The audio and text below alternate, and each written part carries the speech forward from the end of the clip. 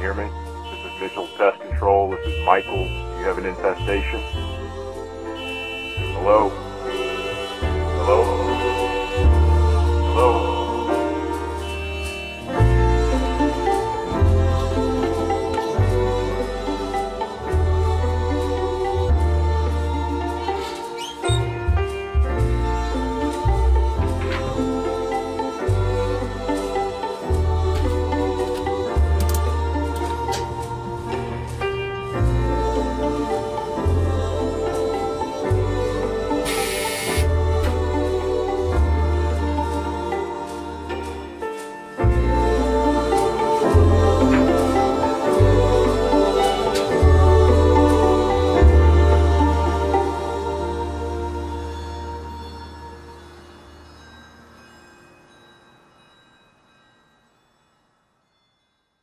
Hey guys, it's Nick with the Whip Shop, and today I'm going to be showing you how I made this miniature 3-foot nylon bullwhip and how you can make one too. Having a miniature bullwhip is so much fun because you can literally just stick it in your pocket and take it anywhere.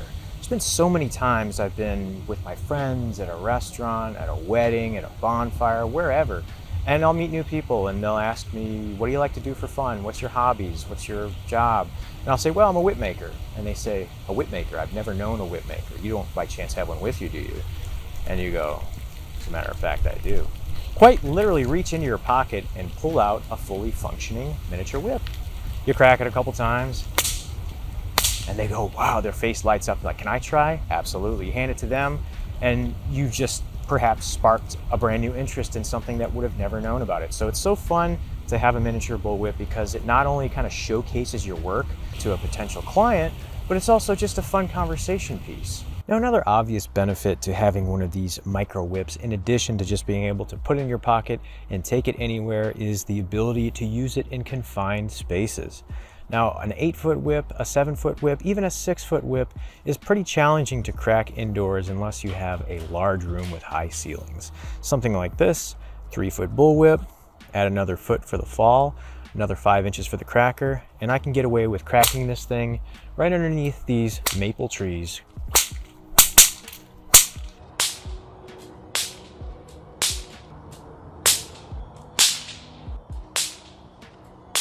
So obviously from the intro, I wanted to take a full-size whip.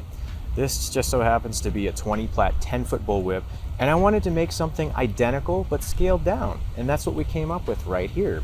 This little whip is 3 feet long. It has a 12 Plat overlay. All braided layers in this whip are braided with a material called whipmaker's cord. Several years ago, I was in pursuit of a paracord that was thinner and lighter than conventional 550 parachute cord.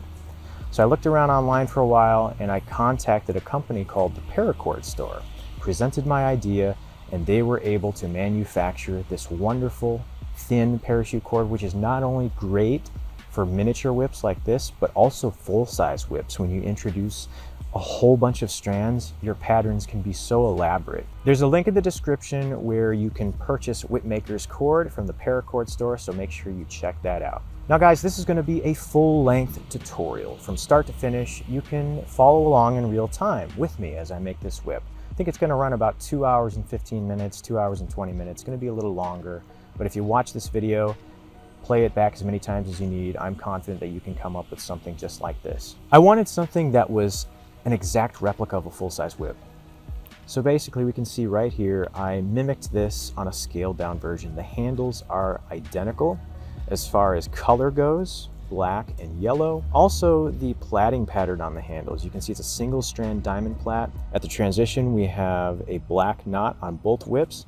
And on the thong of the whip, which is the braided portion, the pattern is the same. 2 Turks head knots on both whips there with a little metal emblem at the base. It's basically an identical whip, but just smaller. Last but not least, I am actually going to be giving away one of these mini 3-foot bullwhips. All you have to do is leave a comment below. You can literally comment anything you want and you're entered to win. I'll be drawing names in exactly 2 weeks, and one of you will be the owner of this little red and coyote brown miniature bullwhip. That being said, I missed you guys. It's been a long year. Let me talk about that more on the Whipcast podcast that I want to get going again. get into a little more detail about that stuff. Anyway, sit back, relax, enjoy the tutorial.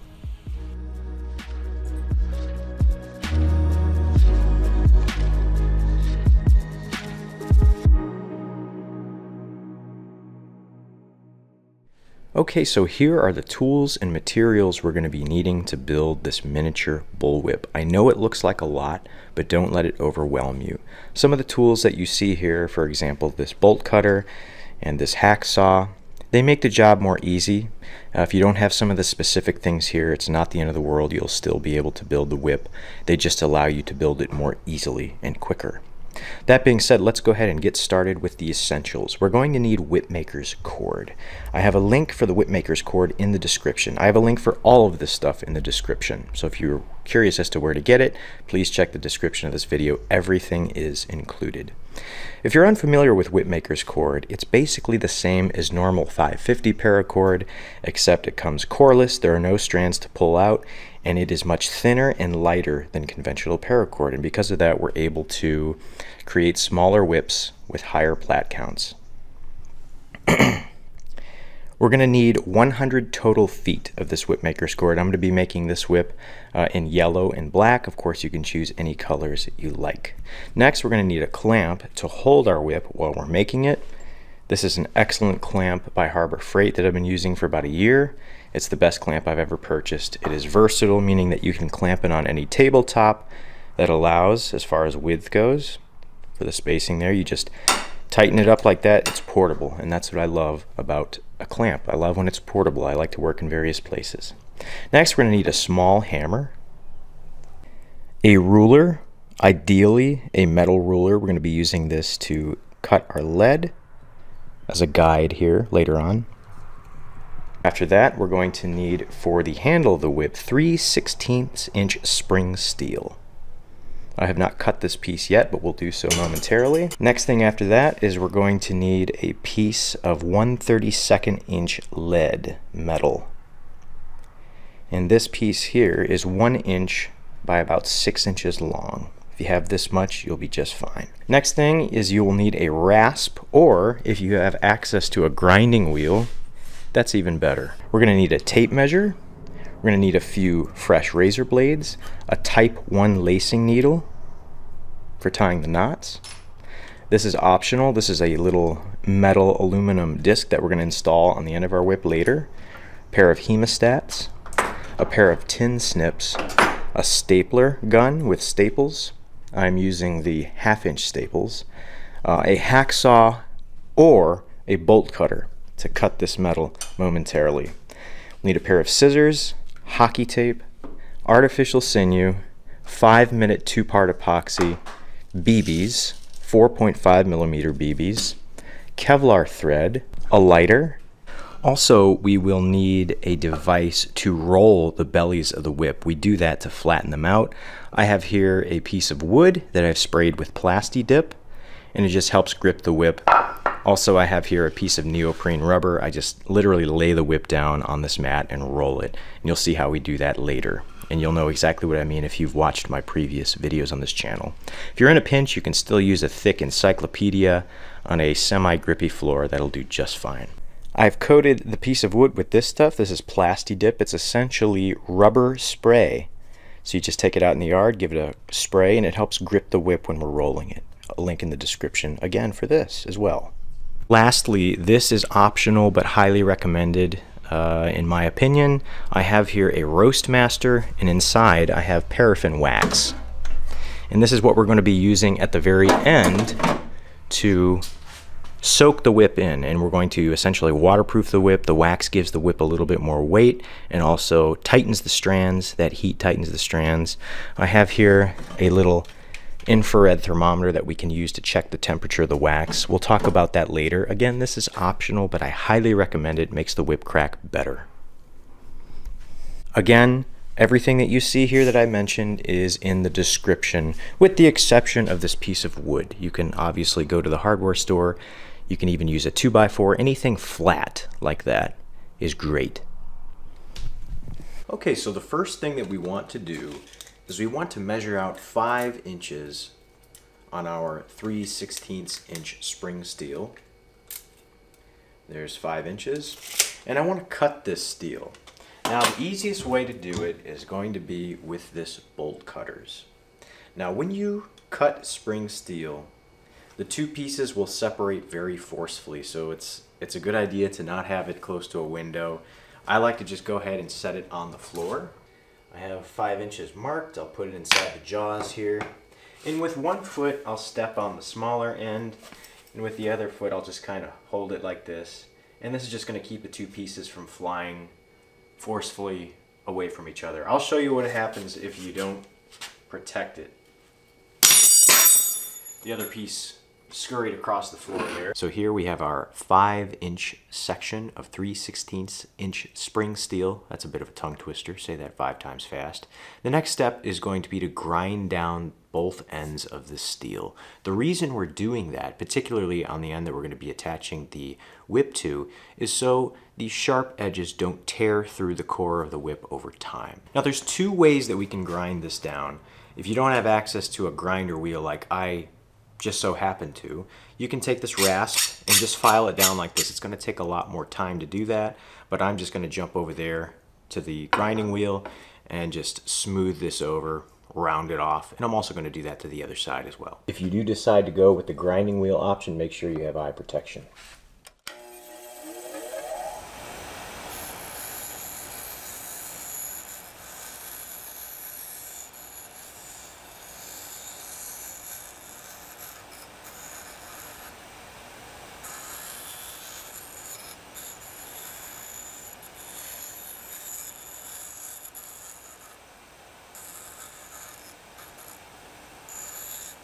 And now I'm going to do the other side as well.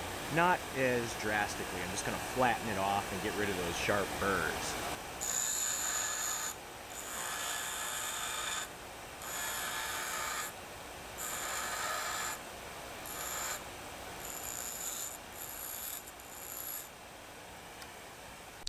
And this is what we're going for. This is the end that is going to be the side that the whip is built onto.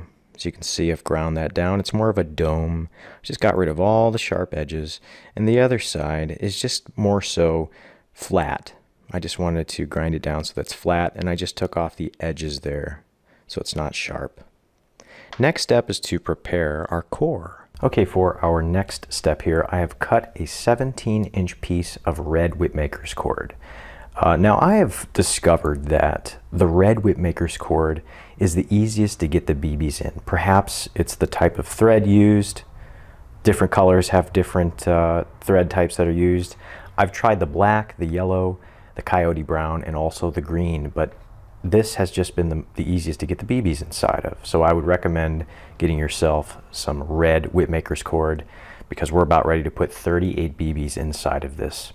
So to start off, I like to just snip the tip off of the whipmaker's cord like this, and then I just like to mushroom it out with my finger, my index finger. Just kind of flare the opening like that. And then I'll take a lighter and just ever so gently, I will just kind of melt those little fringes there. What that's going to do is keep it open and prevent this from fraying anymore when we put the BBs in. So again, I have 38 4.5 millimeter BBs here. One at a time, just touch it in like that with the index finger and then just slide it down with my thumb like that. And I want the BBs to go, let's see, I'm going to slide them down to about 10 inches. So I have the first BB stop at 10 inches.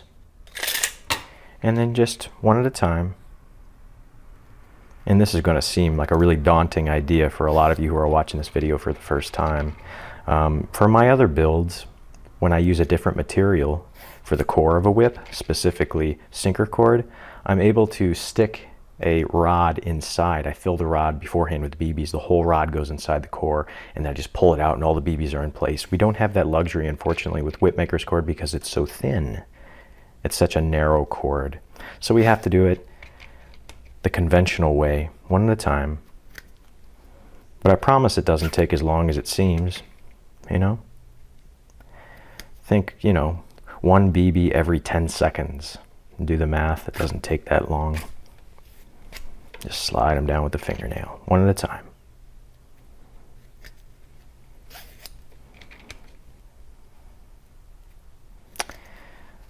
Yeah. This could potentially be the part where you think to yourself, what am I about to do? I'm about to make a whip. If you've never made a whip for the first time, this part may be a little frustrating. But don't worry about it. Enjoy the process of building something brand new for the first time. I'll build it right along with you guys. You can build it right along with me. I do my best to create these videos in real time. So, you know, there's a lot of tutorials out there where people, you know, good tutorials too, you know, people show how something is made and they just, you know, do a little audio over the video that they previously filmed. But, you know, it is as clear and instructional in quality as those tutorials are. I just think that it's better to learn something for the first time if it's in real time, you know. That's just my opinion. You know, everybody's a different learner. But from the feedback that I've gotten on this channel, I've come to understand that a lot of people just like that real-time video filming style. So that being said, we're about halfway through these BBs, a little more than halfway through. And keep going. There's another one there.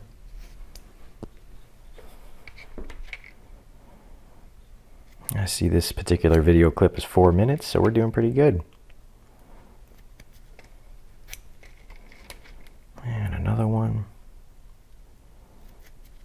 Yeah, so whatever colors you choose, I believe there's 5 different colors currently of Whipmaker's cord.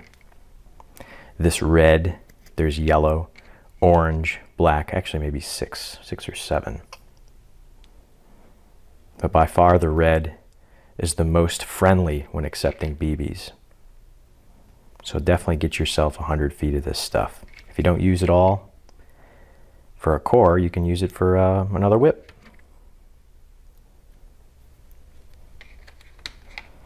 Okay. So sliding the first BB to the 10-inch mark, as you can see, it's starting to fill up a little bit. And I think 10 inches was pretty much on the money. I'll be honest with you guys, it was a guess. Let's see. Yeah, that looks good. So let's go ahead and take a look at how much we have left. And the sweet spot is about 3/4 of an inch. So that's just shy, a millimeter or two shy of 3/4 of an inch. And what we're going to be doing is this last little 3/4 of an inch approximate area here is BB free. And what we're going to be doing is taking the rounded off area of our steel rod. I don't really want to do the flat one, although it probably wouldn't matter. I just like the rounded off one because I paid extra close attention to get rid of all the burrs so it wouldn't tear through this material later on when we crack the whip. So this is what we're doing. Just sliding the spring steel in to the BB free area of this cord. The next step is to put this in a clamp. I have a vise over there. And then we're going to be wrapping some artificial sinew around this area here to anchor it into position. And we're also going to be wrapping the BB loaded area. But first, what I want to do is go to the end here, find that last BB, and I want to tie a knot, just a simple overhand knot. And what that's going to do is it's going to prevent the BBs from, although they most likely wouldn't, it's a tight fit, especially when this is stretched. It's going to keep those BBs from sliding further down the whip when we crack it in the future. So now we have this fitted inside. If I don't pull it out by mistake, let's go ahead and put this in the clamp and go on with the next procedure of wrapping this with artificial sinew. So the whip handle is going into the clamp, nice and tight so it doesn't move around on us. And this might slip off, it's all right. I just want to make sure that I have some artificial sinew started in my hand here. And I'm just going to slide this up. And I want this to be all the way stretched as far as possible so that first BB is making nice contact with the end of the metal handle. Next step is to get this started, and I'm just going to do so fairly loosely, just one wrap around, and I'm going to cross it so it doesn't come unraveled like that. Yeah, that's what we don't want. I'll do it a couple times here.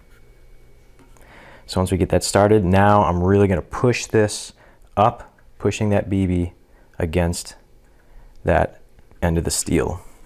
Having some troubles here, aren't I? And once I feel that BB touching that metal, now I'm really going to start wrapping tightly. I'm going to go all the way up like this and just slightly pass the sinker, or the whip maker's cord, and now I'm going to come down. This clamp is not tight enough.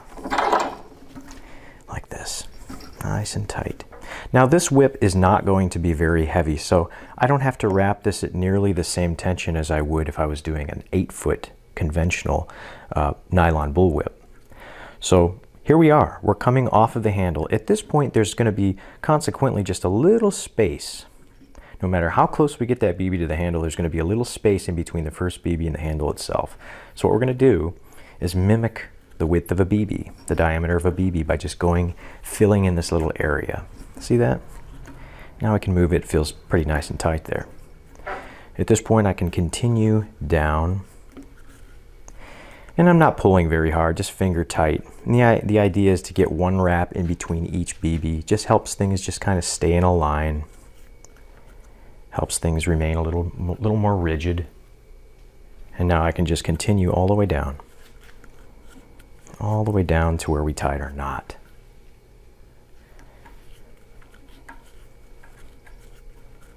This doesn't have to be perfect.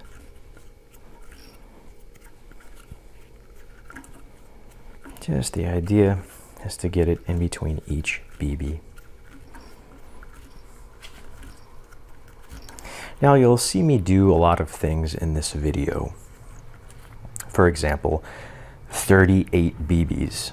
It does not have to be 38 BBs. When I decided to do the prototypes for this whip, those are just the numbers that I came out with. Those are the numbers that I came out with. And I'm just sliding this up so you can see how I finish.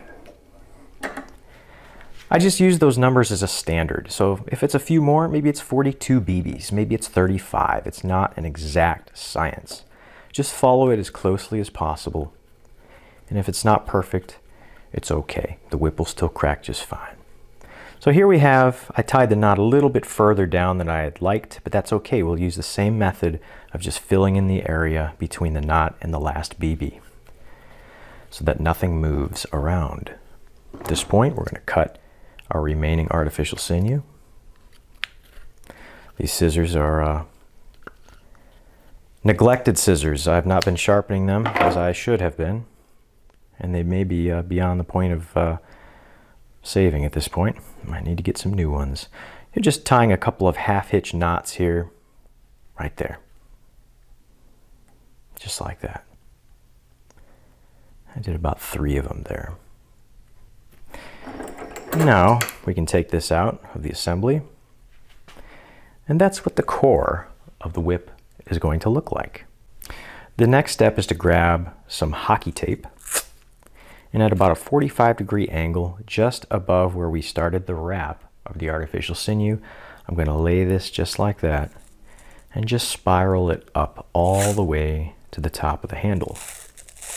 What this is going to do is it's going to cover up the slippery surface of our spring steel. See, here's the top here. We just lop it right off like that. It's going to provide a surface that's more grippy than the bare steel so that the layers of the whip will have something to adhere to. At this point, the core is completely prepped, and it's time to measure out the strands for our single belly of this miniature bullwhip. So I have here my whip maker's cord, and I'm going to measure out 2 7-foot pieces. First, there's 7 feet right there. I need 2 7-foot pieces. That's Just double this up with the first 7-foot piece. This. And now what I'm going to do is take these 2 7-foot strands of whipmaker's cord, find the middle, like this, and tie a knot in the middle.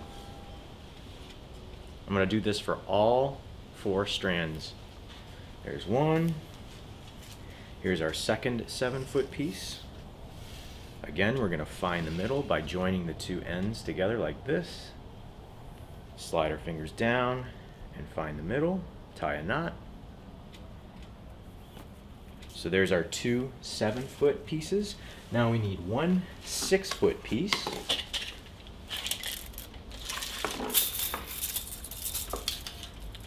4, 5, 6.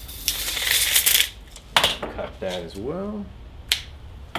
Here's our 6-foot strand. We're going to fold it in half again. Find the middle, tie a knot. And the knots are our indicator knots so that when we tie this onto the whip assembly, we'll know where the middle is. That's important. 6-foot piece. And lastly, we need 1 5-foot strand of whipmaker's cord. 4, there's 5 right there. Cut it. Lastly, we will also find the middle of this, joining the 2 ends, sliding my fingers down, tying a knot in the middle. And there we go. Got all our strands.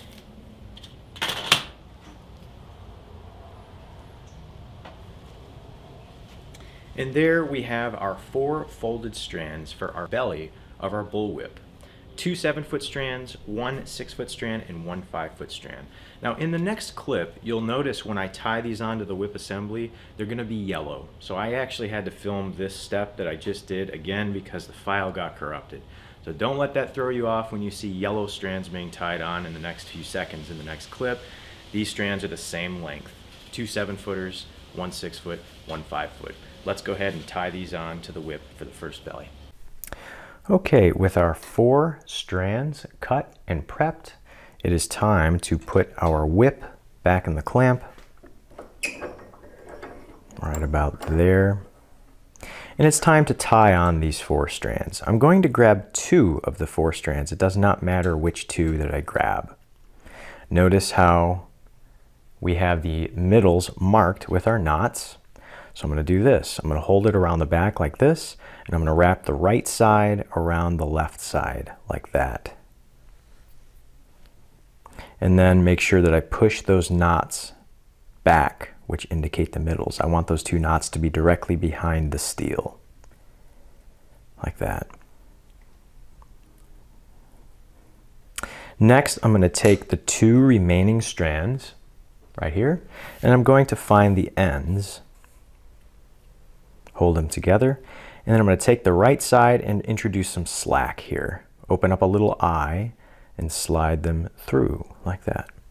Once they're through, I can pull those 2 strands closed again. Again, I'm making sure that the 2 knots that indicate the middles are behind the steel.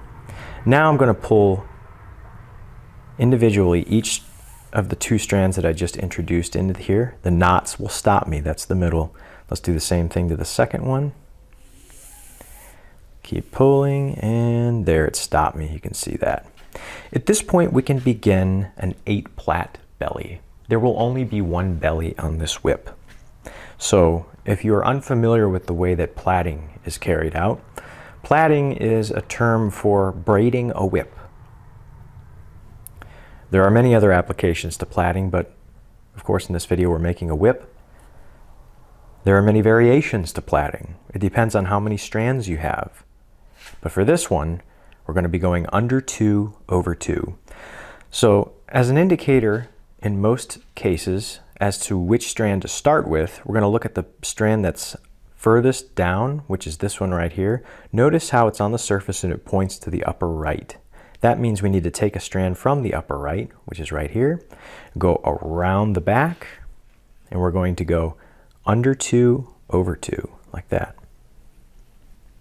Now the strand furthest down is pointing to the upper left. So this is the strand. We carry it around the back, under 2, over 2. Now I don't want to pull very tightly here because we're going to be pushing this assembly here all the way up to the top, but I feel like it's easier to start it here. So don't tie it too tight yet. Points to the upper right, around the back, under 2, over 2. It's just alternating left to right, always starting with the top strand, whether it be on the left or on the right. Around the back, under 2, over 2. Now once I've established about 1 inch to 1.5 inches of plaiting, I'm going to take the whip out of the clamp and slide this whole thing up to the top right here. And I want to go an extra 1/4 inch, maybe 1/2 inch beyond the steel. So I want it to be carrying on. The steel is about right there, the top of it. So I want this whole thing to go past it about 1/4 to 1/2 inch. 1/2 inch. Back in the clamp, nice and tight. And now we can continue. At this point, I'm going to take each strand individually and pull it to where those little knots stop me. Right there, push that back into place a little bit, and then to the left side, one at a time, 2, 3, 4. And now we're going to be plaiting from up here for a little bit. So top right, around the back, under 2, over 2. And back to the left side, around the back, under 2, over 2.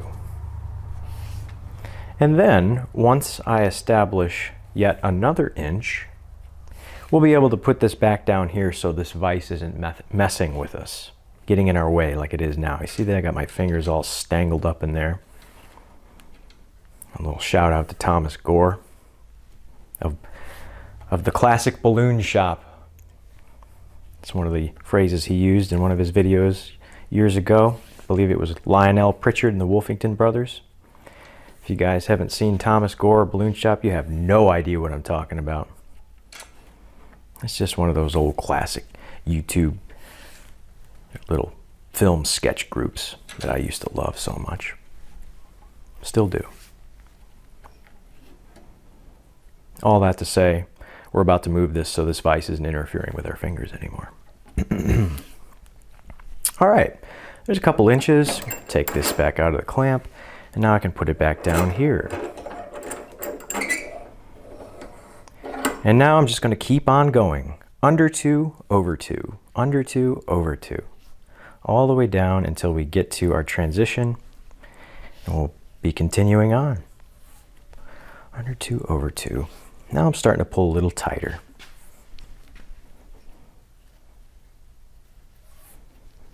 Just like that. All the way down. 5 inches is not a very long handle.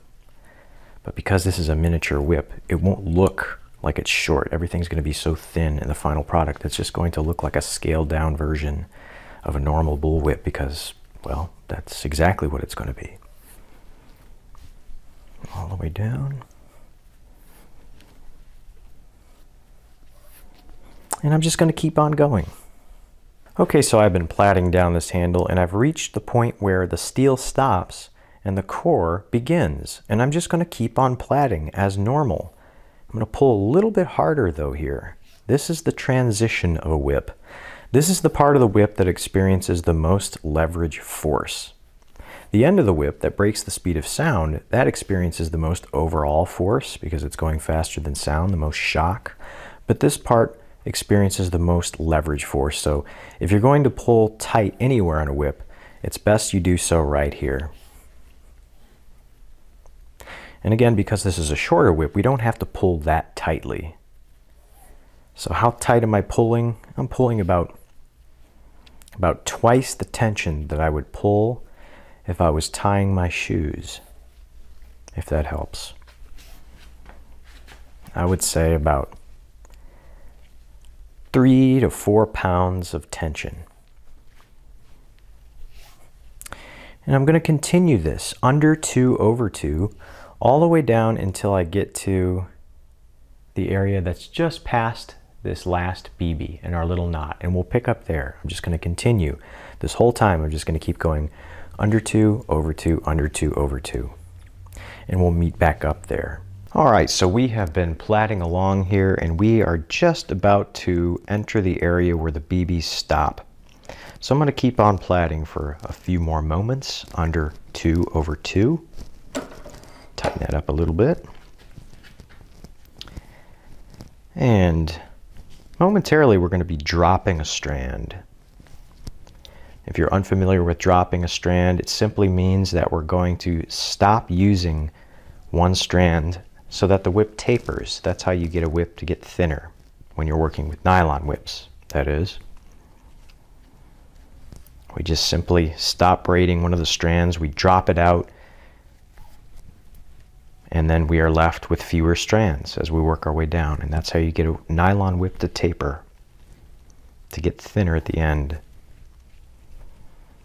And continuing under 2/2. Working my way down.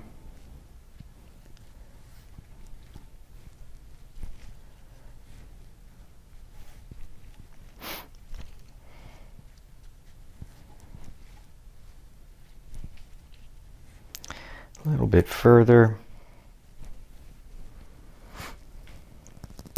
And right about at the 13.5-inch mark, we're going to drop the first strand. So let's go ahead and do a quick measurement.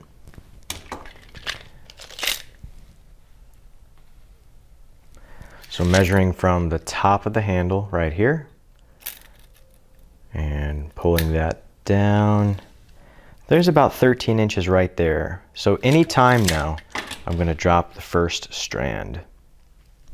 And I'm going to drop the shortest strand from the right-hand side, which is this one right here. So in order to drop it in this method, we want it to be at the very top. So if it's not at the very top, it's second from the top, we simply keep on plaiting until it is at the top on the right-hand side. Not there, we got one more to go, still going under 2/2. And there it is, it's at the top. And this is how we drop it when it's a belly. Give it one last pull, and then we just let it go. Now we don't worry about it anymore. Now on the left-hand side, we have 4 strands, and on the right we have 3. So the new sequence becomes this. Around the back, on the right side, it's under 2/1. Still on the left-hand side, it's still under 2/2 because we have 4 strands over there. Back to the right side again, under 2/1. And the left side is still under 2/2. And now, at about 14 inches, we're going to drop one from the left-hand side in the same fashion that we just did on the right. And that is about 14 inches. I'm going to back up a little bit. That's about 14 inches. Right there, and now I'm looking for that shortest strand to be on the upper left-hand side, the very top strand. It's second from the top, so we need to keep going. A couple of passes here. One more, and it's going to be in position to drop. And there it is. Same thing, just let it go. It doesn't exist anymore. We don't have to worry about it. I'm just going to tuck it there to get it out of the way. Now we have 3 strands on the left, 3 on the right, so this new sequence is even now. On both left and right, it's under 2/1. Under 2/1. Under 2/1. And just going to keep on going here. Under 2/1. And once we get to about 17 inches, we'll drop another strand from the right-hand side.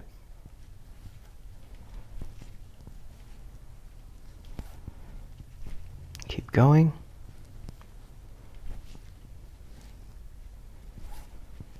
Under 2/1, under 2/1.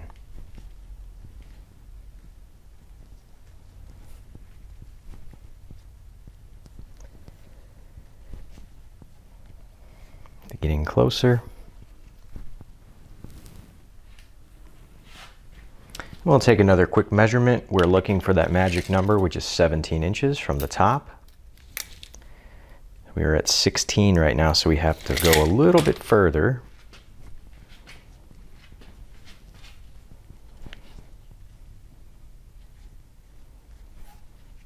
Another inch or so. Under under 2/1.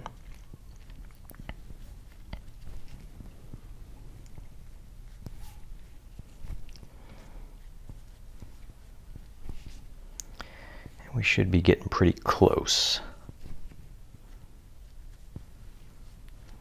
Another quick measurement.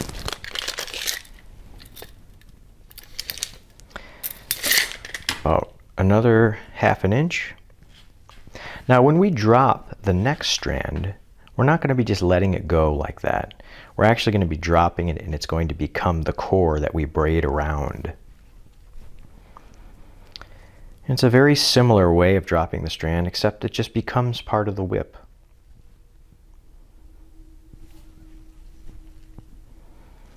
A little bit further down, under 2/1, under 2/1.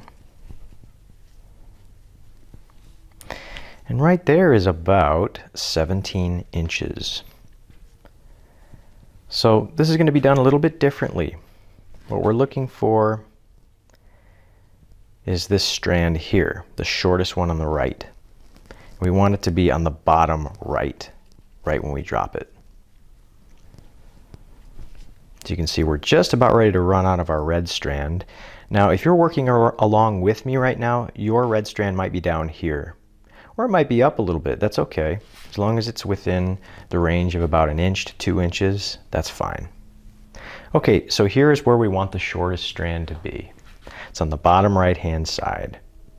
Now I'm going to do a few more passes. So there's 1 right there, and here's 2, still going under 2/1. Now it's in the middle. The shortest strand on the right hand side is currently in the middle. And that's where we want it. I'm going to take it, give it a pull, and swing it down below into the core right here. Now we can continue. Again, the sequence is changing. Now on the right hand side, we're going under 1/1.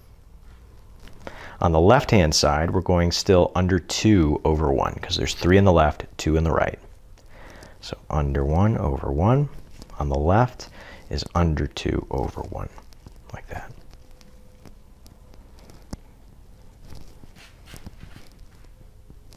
And then at the 19-inch mark, we're going to drop yet again another strand from the left-hand side. So let's go ahead and do a quick measurement, see how close we are to 19 inches. We're about a 1/2 inch shy of 19 inches. Under 1/1 on the right, under 2/1 on the left.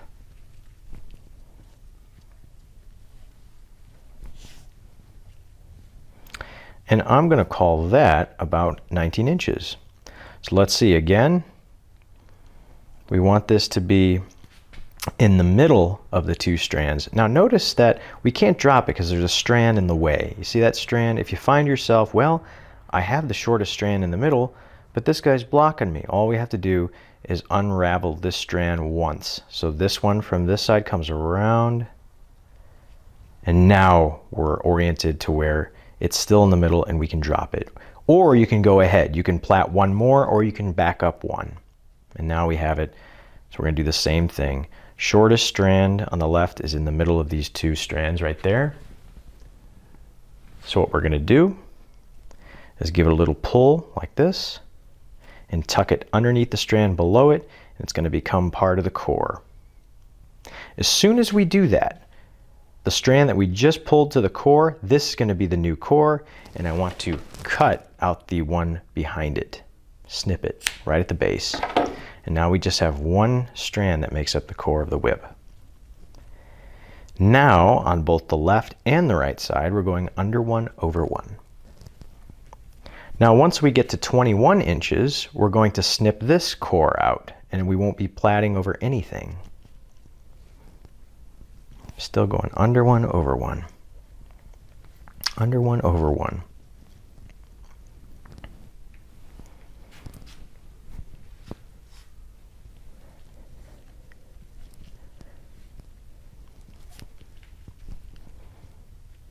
Just like that.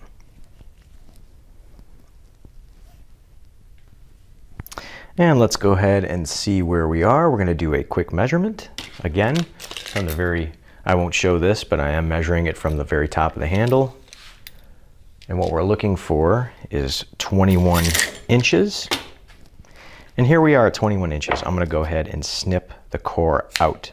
So now we're braiding over nothing. We're still going around the back, under one, over one. This might be a little bit tricky if you're not used to it because you won't be braiding over anything. Under one, over one. Around the back still, under one, over one, like that. Under one, over one.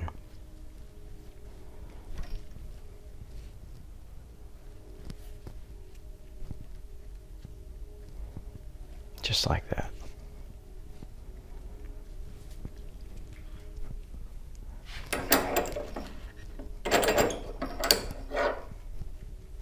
Under one, over one. Under one, over one. And at about 23 inches, we're going to stop braiding. And that is about where we want to be at 23 inches. At this point, I'm going to take some more of my hockey tape and I'm just going to cut the little piece that was sticking to itself off there. I'm going to cut a little strip here and I'm just going to wrap it around there so these don't untie on us like that. Just like that. And now we can go ahead and pull the whip out and I'm just going to put it back in here. And what we're going to be doing is giving these drop strands one final pull. There's one pull, there's a pull on the other one. Take my scissors and cut it just so there's about 1 millimeter left, like that. Then taking my lighter and just with the edge of that flame, melting that, pressing it in with my thumb.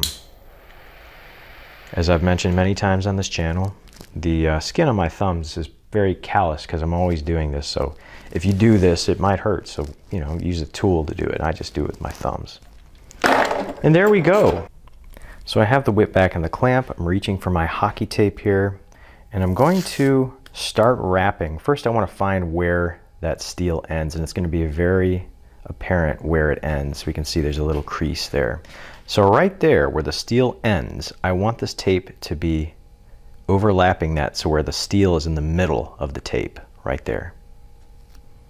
So once we have that in place like this, we're just going to lightly wrap down 6 inches. Just lightly wrapping. If this, again, if this were a longer 8-foot whip, a heavier whip, we'd be wrapping more harshly, more strong. But we're just finger tight wrapping, very loosely. And that looks like about 6 inches to me. Let's double check here. Perfect. Take our scissors and snip that. And then I'm just going to kind of just form it a little bit with my hand to make sure that there are no little raised areas, just kind of smoothing it out a little bit like that. And that looks pretty good. Next, back to our artificial sinew. And I'm going to start wrapping right at the top, right up here. Right there. Right at the beginning of the tape. And I'm going to do this crisscross pattern like this. Again, I'm not pulling super tight. Again, I'm pulling it about 4 pounds, maybe 5 pounds here. This whip is so light, it's not going to experience very much force. So I'm starting off with about 4 to 5 pounds. Now, as I descend, as I work my way down, I'm going to start easing off a little bit on the pressure. It's going to start easing off a little bit, wrapping a little more loosely and a little more loosely the further I get down. And what that's going to do is it's going to help the rigidity of the whip taper out as well.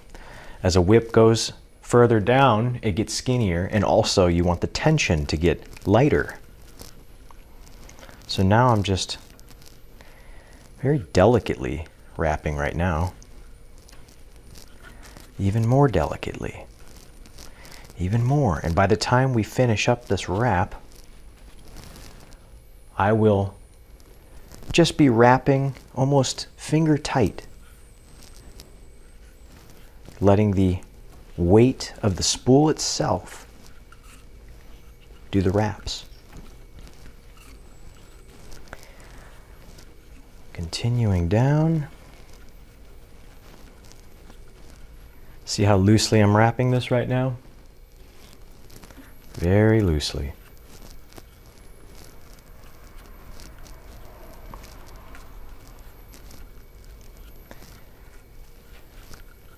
That looks good.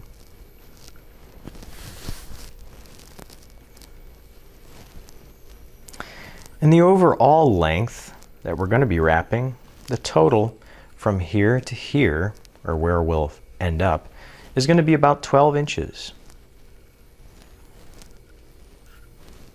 So that looks like 12 inches to me. Let's double check. Another ½ inch. And then we'll go all the way back up again. We turn around and now we're coming back, kind of filling in the spaces that I haven't already wrapped. Again, I'm starting off extremely loosely, and as I work my way back up again, I'm starting to get a little tighter, little tighter. With every wrap, I'm adding just a couple of ounces to the pressure. A little more, a little more, a little more. And now I'm starting to pull about 2.5 pounds here, coming up on 3. A little more, a little more, a little bit more. Filling in those spaces that I haven't already wrapped, all the way up to the top, right up here. That looks good. And then to finish up, what I'm going to do is I'm going to cut and leave about 5 inches right there, and then I'm going to take some artificial sinew off my spool and make a little loop like this. I'm going to put the loop underneath that strand, and then I'm going to wrap around that loop, bind the loop itself. Do about 3 wraps. I'm going to stick it through the loop, pinch it like that, and pull that sinew through, and that's a nice way to lock that into place. Very good. You like my yo-yo skills? The next thing we're going to do is we're going to wrap up here. The top inch of our handle, we're going to give this a few wraps here. All the way to the top. And then I'm just going to come down a little bit, wrap it a couple times, pull it, and then just snip it. This artificial sinew is waxed, so it'll stick on itself nicely. And there we have it. The next step is going to be to roll this first belly of this micro whip.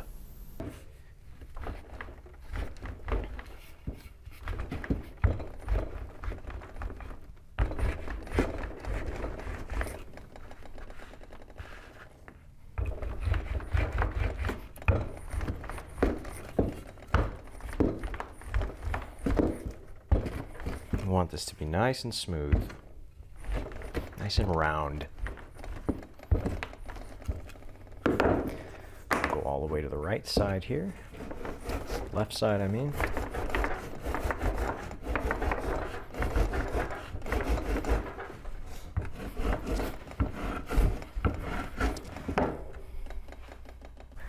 So the next thing that I want to do, right at that 23-inch mark, I want to taper out these strands.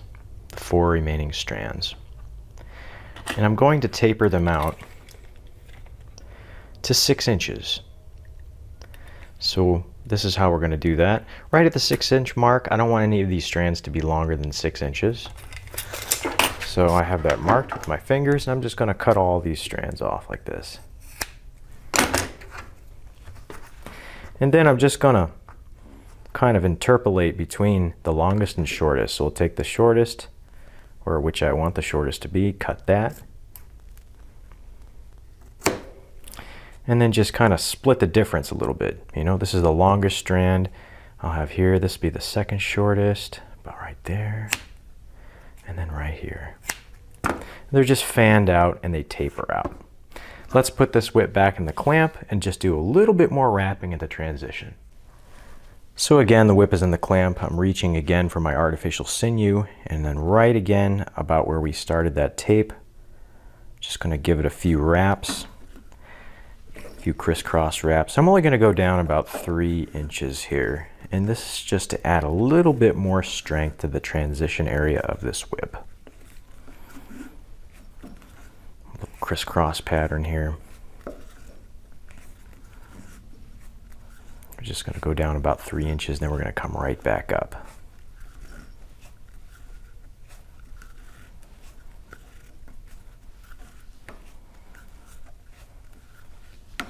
Again, I'm just wrapping a little bit lighter as I descend. That's about 3, maybe a little bit more, that's okay. And then again, getting tighter, tighter and tighter as we come back up to the top.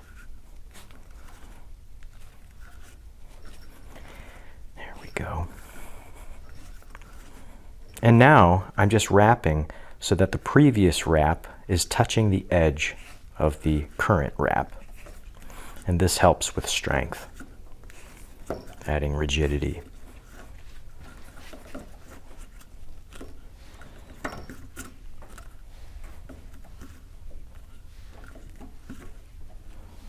Up to the top there. I'm just going to pull it, cut it, and press it into the previous wraps. And there we go. We are ready to proceed on to the next step, which is to measure out the strands for our 12 plat overlay, the final layer on this miniature bullwhip. Okay, it's time to cut the overlay strands for our 3-foot miniature bullwhip. I'm going to be using black and yellow whipmaker's cord. So we're going to need the following strands. We're going to need 2 12-foot strands, 1 9-foot 6-inch strand, 1 8-foot strand, 1 5-foot 6-inch strand, and 1 4-foot strand. They're up there on the screen for you. You can copy those down just like the first ones were. So I'm going to have 2 of my longest strands, my 12-foot strands. I'm going to have 1 in yellow and 1 in black. This is going to be a nice combination of colors, I think. So we'll just go ahead and measure out 12 feet. Again, what we're going to do is we're going to take our first 12-foot strand and have the 2 ends meet up like this, slide our fingers down. We're going to, again, tie a knot in the middle of all of these strands. So there's our knot right there. Same thing we did to the first set of strands we're doing to this one. Here's our first 12-foot strand. And because I already know this is 12 feet, I'm just going to grab my second 12-foot strand off of this black spool here and all the way down. Our second 12-foot strand is going to be in black. Do the same thing to this one. Grab those 2 ends like that, slide our fingers down, and tie a knot in the middle as well. So here we have our 2 12-foot strands. We're going to go ahead and hang those up here on this little hook. Next strand is going to be in black. It's going to be 9.5 feet.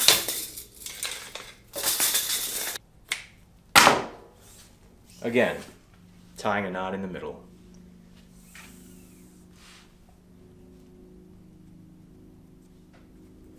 So what I want is to have 6 strands yellow, 6 strands in black. Next strand is going to be 8 feet long, switching back to the black. Finding the middle of this one as well, tying a knot in the middle.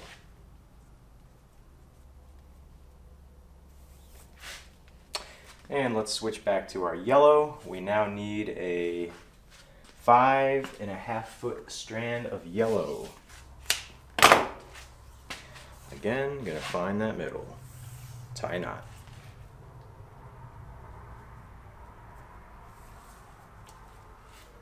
The last strand we need is going to be a 4-foot black strand.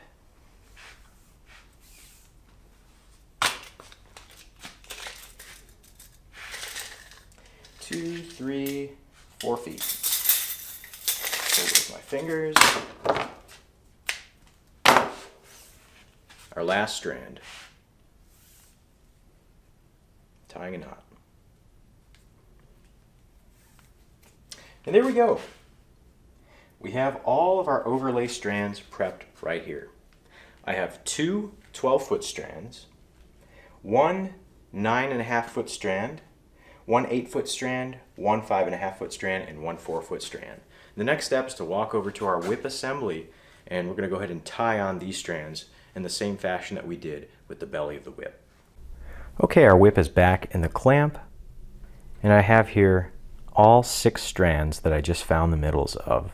Now on the left hand side I have them color coordinated so that you know which strands are which as far as color goes. I have 3 yellow strands and 3 black strands. I'm going to set the yellow strands aside here, and we'll start with tying on our 3 black strands. So again, I'm just making sure that they're oriented like this with the knots all lined up together. I'm going to lay it on the back side here and cross the right over the left like that.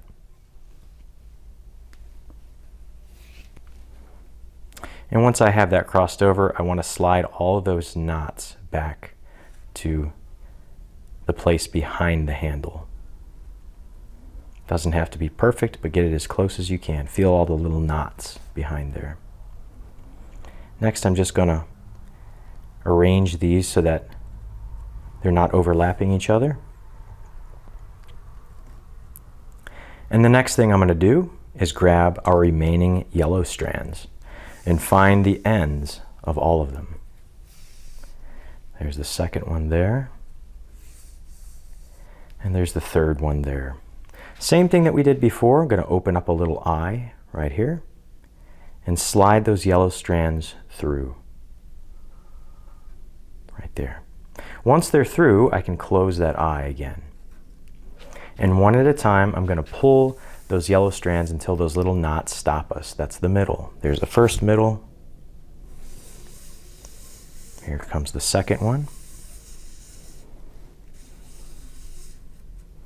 And finally, let's do the third one. Right there. So on the handle of this whip, we're going to be doing a single strand diamond plait. And the way that we're going to be doing that is, the sequence is this: under one, over one, under one, over one, under one, over one, on the left and the right side. So we're going to start with the upper right, this yellow strand. We're going to go around the back. And we're going to go under this one, over the next one, under the next one, over the next one, under the next one, and over that last one. Like that. Next, grabbing a strand, again from the upper left-hand side this time, around the back, under, over, under, over, under, over.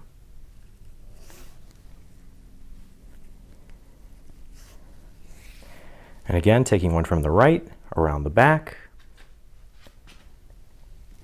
We're going to go under this one, over, under, over, under, and over. And again, from the upper left-hand side, around the back, under one, over one, under one, over one, under one, over one.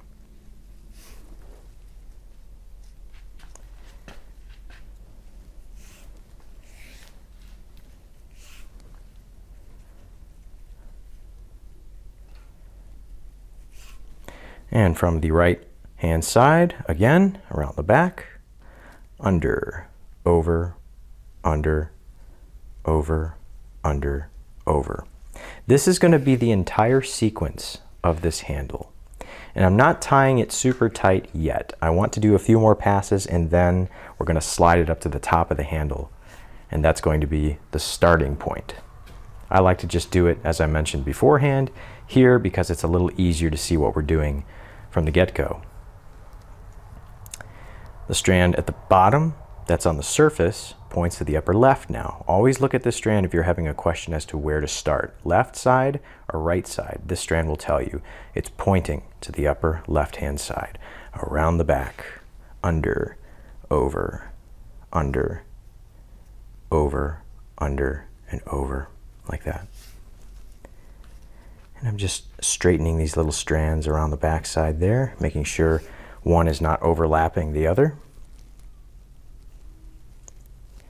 And at this point I feel comfortable taking the whip out of the clamp, and I'm just going to slide this whole assembly to the top. Again, we want this to start right at the top of where our first belly started. Right there. Whip goes back in the clamp. And we can carry on. And at this point, once we slide everything to the top, I like to just individually take every strand and just give it a little pull so the slack comes out of this top part here. See that? And the knots will stop you. There's one there, there's another one there, another one there. And now let's work the left-hand side. Let me get rid of this little tab of artificial sinew there, which will soon be covered up. One at a time, just pulling those little strands like this. And I'm going to do a few passes while it's oriented this way. I will have to be working around the vise. Upper right, around the back, under, over, under,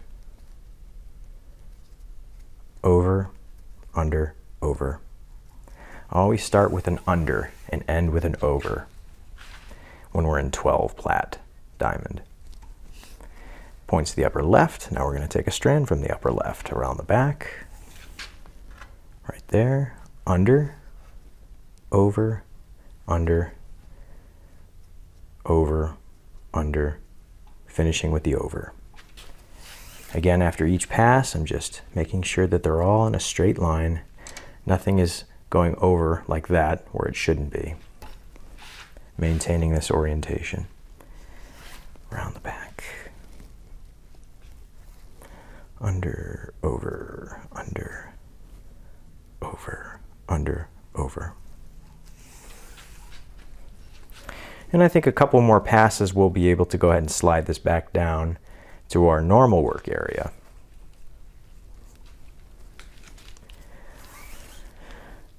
Here we go, under, over, under, over, under, over.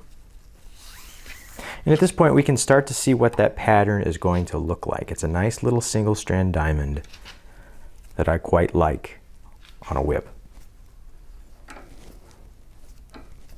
Individually pulling these strands, get this little bit of slack out.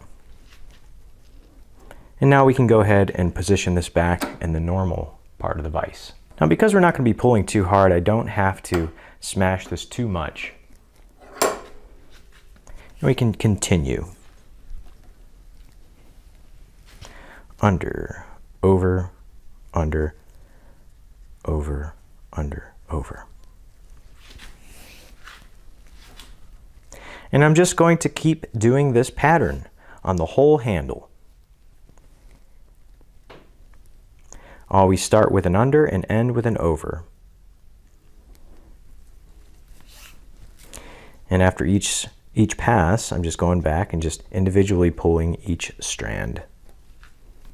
Like that.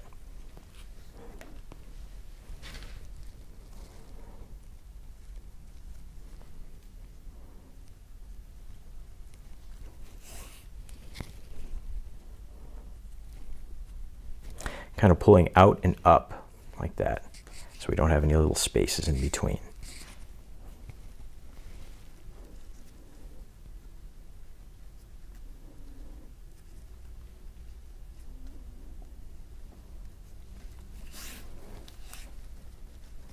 I see a little twist around the back here. I just took care of that. Untwisted it. Around the back. Under, over, under, over, under, and over. Now after every 1 to 2 inches, specifically on a diamond plat, what I like to do is I like to untangle all these strands that are draped down. Otherwise, you get about a foot in and you have a tangled mess underneath the work area. And that takes quite a lot of time to get untangled if you don't do it a little at a time as you work your way through the whip. I learned that the hard way. And I still do every now and then if I'm working on a whip and I just am not paying attention. I've got some good music going or something like that, a good podcast.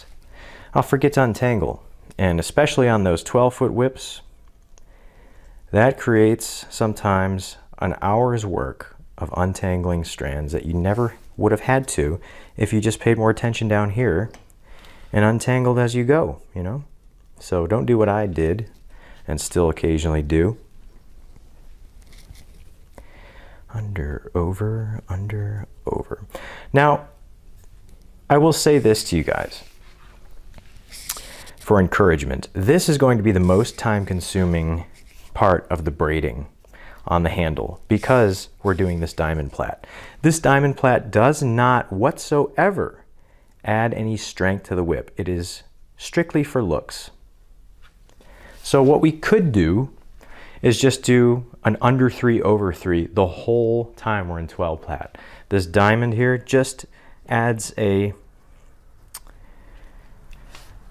distinguishment, or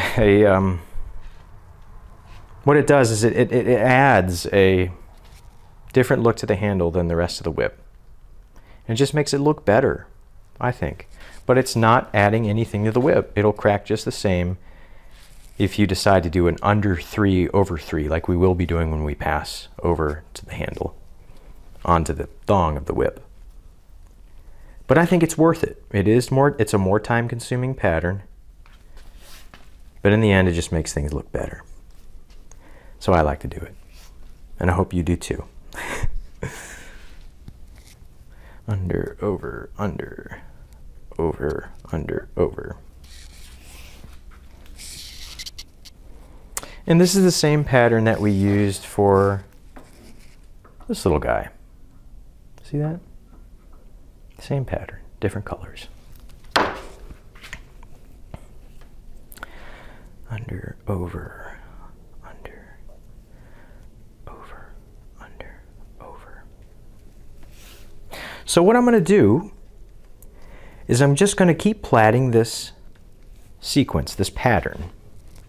So what I'm going to do is just keep on plaiting this pattern all the way until I get right here where our artificial sinew begins, and I'll catch back up with you there. Okay, so I have been plaiting this 12 plat diamond strand handle, and I've reached the point where our artificial sinew has begun, and it's time to transition into a different plaiting pattern. If we grab our pre-made whip here as a reference point, we can see that we're going to be switching into this. This is what's known as a whipmaker's plat or a herringbone plat. In 12 strands, the sequence is under 3 over 3 on the left and on the right side. So we're going to go ahead and jump into that right now. As you can see, the strand at the surface points to the upper right. We're going to take this strand around the back, and this is where things are going to get a lot easier. Under 3 over 3, just like that. And now this strand points to the upper left. We're going to use the upper left strand around the back, under 3 over 3. And alternating back to the right, top strand around the back, under 3 over 3. And we're just going to continue this for some time. Under 3 over 3. Just like that.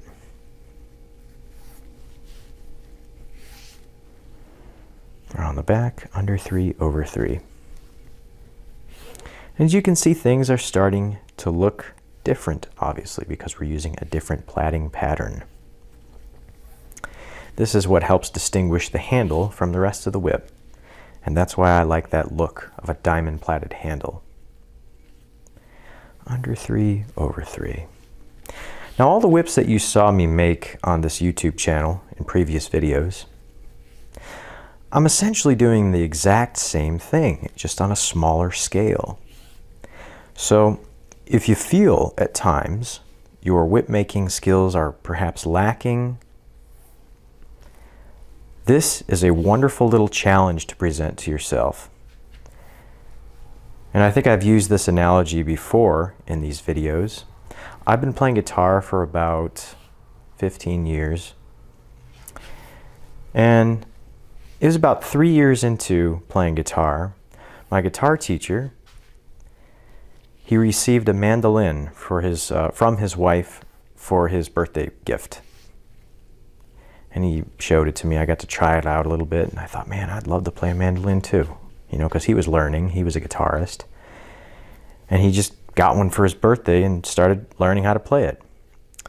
So I remembered that my aunt also had a mandolin hanging on her wall that hadn't been tuned in years. She got it when she was a little girl. She probably received that mandolin in the late 50s. So I called her up and she let me have it. And I started learning mandolin as well. Still play to this day. But what I'm getting at with this random story, seemingly random story, is that the strings on a mandolin, as well as the neck on a mandolin, is much more narrow than what's on a guitar. So I was used to seeing those relatively large strings on a guitar that I was used to. So when I was fiddling around with that mandolin, I played with that mandolin for a while and it seemed so tiny. But when I switched back to the guitar, after some of the newness, excitement faded away of having a mandolin, I felt like all those strings were so easy to see and feel on the guitar. And I think the same thing applies to whip making. So everything gets so much easier if you make a few of these little tiny whips and you switch back to the conventional 550 parachute cord. You're going to be able to feel all those strands. It's going to be like using a magnifying glass, basically. So if anything, what you'll get out of this build is some practice. And you'll find yourself to be a better whip maker when you switch back to what you're used to using. And then you have a nice little whip that you can carry around in your pocket and show people what you like to do as a hobby, or maybe even as a full-time profession, as I do now with whips.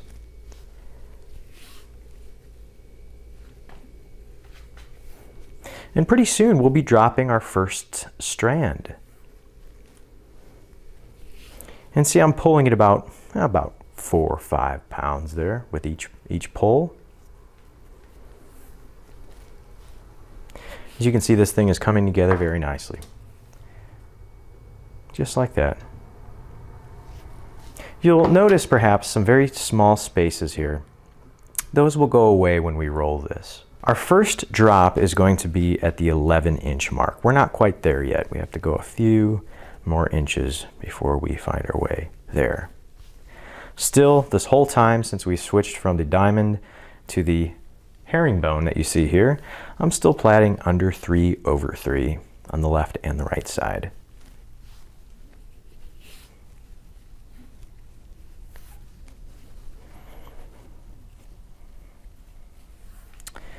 It's a beautiful mid-June night. You can hear some of the crickets. The first crickets of the year are beginning to chirp.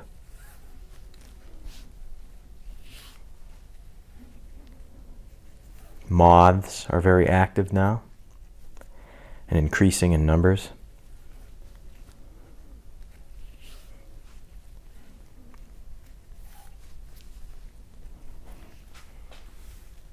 And I believe we are almost at the 11-inch mark where we're going to be dropping that first strand. We'll take a little measurement here in just a second.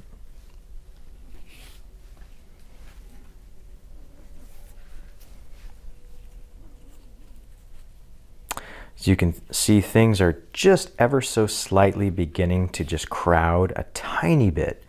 We're still at the point where the roll will take care of those light ruffles at the edges of the strands. That just is the whip itself. That's physics telling me, Nick, you need to drop a strand pretty soon. Because if I just keep going with these 12 strands all the way to the end, it's going to be too crowded. We drop strands so that the whip has a chance to get slimmer as we work our way down. That looks like about 10 inches there. Let's go ahead and take a measurement. Oh, look at that. We're right at 11 inches. It's time to drop a strand. And we're going to be dropping the shortest strand from the right-hand side, this strand right here. I'm just going to ease back a little bit on the camera. Now remember, I don't want the strand to be here. I want it to be the second or the third up from the bottom. So I'm going to plait a few more strands. There's another one there.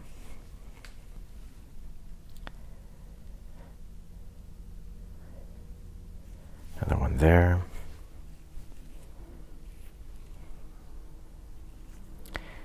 And another one there.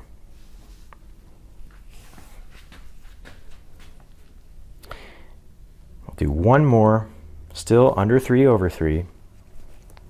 And this is right where we want it. It is 3 strands up from the bottom here on the right-hand side. So to drop it, this is how we're going to do it. I'm going to give it a pull, give the 2 strands underneath it a pull, and then I'm going to swing this to the middle right here. And this will be its final resting place right there in the middle. It's going to become part of the core. And now, the strand at the surface that's furthest down points to the upper left. Now on the right-hand side, we're plaiting under 3/2.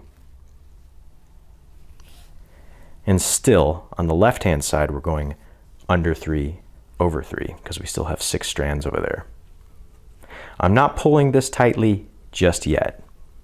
I want to establish a few strands on top of it first that'll hold it in place so that the angle up there doesn't go like this and get pulled, sucked underneath the remaining strands. These strands on top will hold that angle into position. And just a couple more on top of that, still on the left under 3/3 and on the right under 3/2. And at this point, I feel comfortable giving this just a little pull. You'll see it move there, and then the strand directly below it, I'll give that a little pull as well. And then we will reach for those scissors, give a little snip and a melt like this, leave about 1 inch there. And I'm going to melt it. If it's on fire, blow it out, and then press it into the core. And that is that strand's final resting place.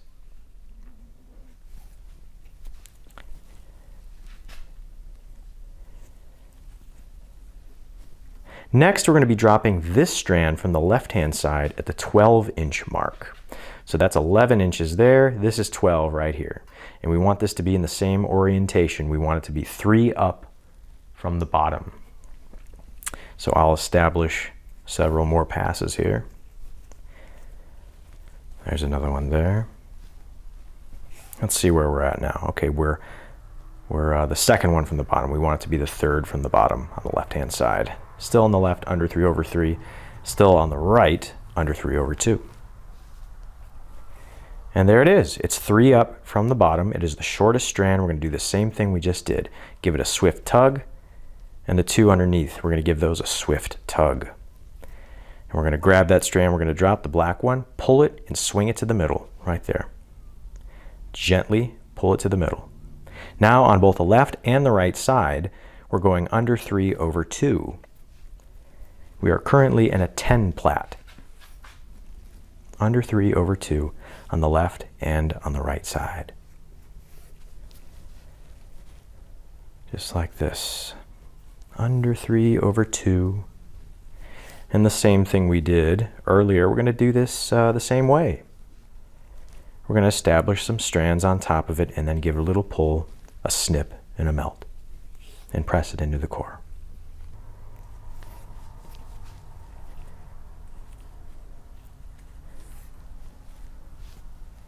Let's see where we're at here. I'm going to give it a little tug. We can see it right there move, lock into place. Give the 2 above it a little pull. And now 1 inch left, a snip, and a melt. And the reason that I blow it out, if it's on fire, is I don't want that fire to melt my artificial sinew and loosen up those previous wraps we did. And I'm just going to go ahead and slide this up a little bit so it's in the work area of the camera. Our next drop is going to be at 15 inches. We'll take a measurement in just a second, but I'm confident that we still have a little ways to go. So I'm not going to measure it just yet. Under 3/2, under 3/2 on the left and on the right side. Okay, we have been platting along and we have found our way to the 15-inch mark, which is right here. And it's time to drop another strand. So what I'm going to do is get the shortest strand on the right-hand side into position. So it's way up here. So we could either unravel or just keep plaiting forward in order to get it into position where we need it. And this is a good part of the build to talk about what I hopefully previously stated about all of the measurements not being perfect. They do not have to be perfect. 15 inches right here. You know, it can be an inch below or an inch after. It's not an exact science, guys. So don't worry if this strand is not quite ready at the exact 15-inch mark. Look it, I'm just going to keep on plaiting. There it is. We're still under 3/2. And now, look at that. It's on the bottom of the right-hand side. See that? Now we just have to get a couple of strands on top of it. There's one there, under 3/2 still, because we're in 10 plat on the both on the left and the right-hand side. There we go. There, see that? Second from the bottom. We want it to be third from the bottom, so we're just going to do one more strand here. And would you look at that? There is where it needs to be. Third from the bottom on the right-hand side. We're going to drop it the same way we just did it. We're going to give that strand a little pull, give the two underneath it a pull, 1, 2, and swing it to the middle like this, just the way we did it before. Right there. And now, on the right-hand side, we're under 2/2. Still on the left, though, we're under 3/2. This is what's known as an imbalanced plat count. Under 2/2 on the right, under 3/2 on the left. And just like we did before, once we stack a sufficient amount of strands on top of that strand we just dropped, we can pull the tension and tighten it up. We don't want to do it yet because it'll slip underneath all the strands. There we are. Under 2/2 on the right, under 3/2 on the left. And just about right here. I'm going to go ahead and give it the little pull we need. There it is right there. We can see it tighten. And now I'm going to give it that 1-inch snip. Grab my lighter and give it a little melt. And press it into the core in its final resting place. The next position is 17 inches. So I'm going to keep on plaiting. I still have a couple of inches to go. Still on the right, we're under 2/2. And on the left, we are under 3/2. I'm just going to keep on going until we get to the 17-inch mark.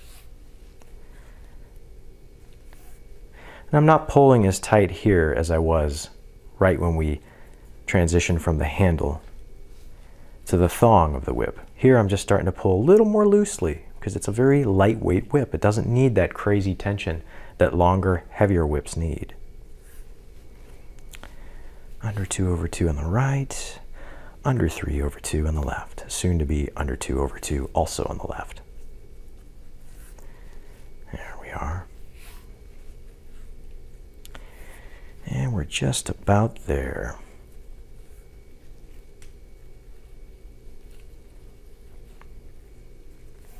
Feeling those little tiny strands in your fingers will do wonders for you when you switch back to conventional 550 parachute cord in a normal whip build. Let's take a quick measurement here, see how we're looking. So here's the strand that we're going to be dropping. Second from the bottom. Let's get one more strand so that it's third from the bottom on the left-hand side. A little pull there. And here's the strand right here. See, we have two below it. This is the one we're dropping. Same procedure. A pull to the strand we're dropping and a little tug to the two underneath it. Grabbing that strand we're dropping, pulling it, swinging it to the middle like that. And just coax it to the center stage like that. There we are. And now, on both the left and the right, we're under 2/2. This is an even 8 plat. Under 2 over 2, all around.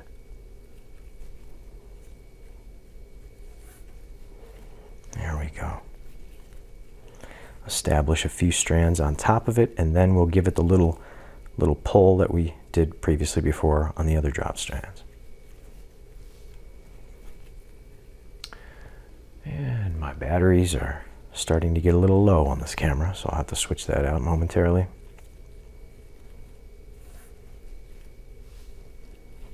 There we go.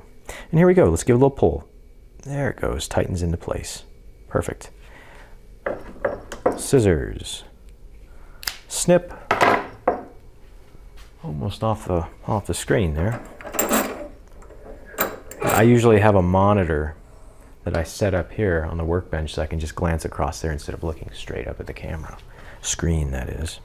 So there's our strand that we just cut, and a little melt. Let it press it into the core just like that. It's its final resting place. I'm just going to continue on. Under 2 over 2.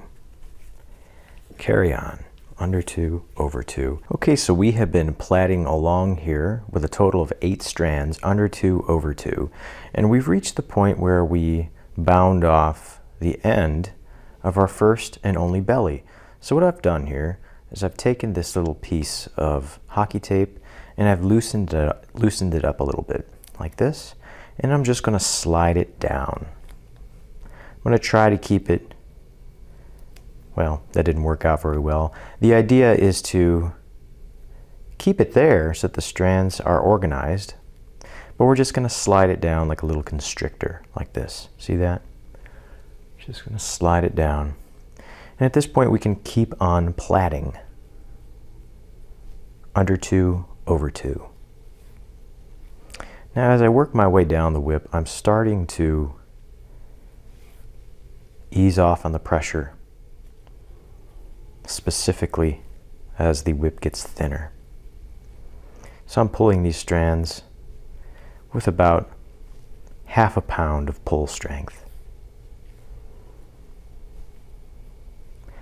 And pretty soon we have here one of the core strands that's about to end, because that's how we cut it. We cut them in a staggered fashion. Still going under 2 over 2. And in just a little while we'll be dropping a strand. Keep on going, under 2 over 2. And the reason we kept that little black piece of hockey tape on there is so that we can more easily distinguish between which strands we're plaiting and which strands make up the core.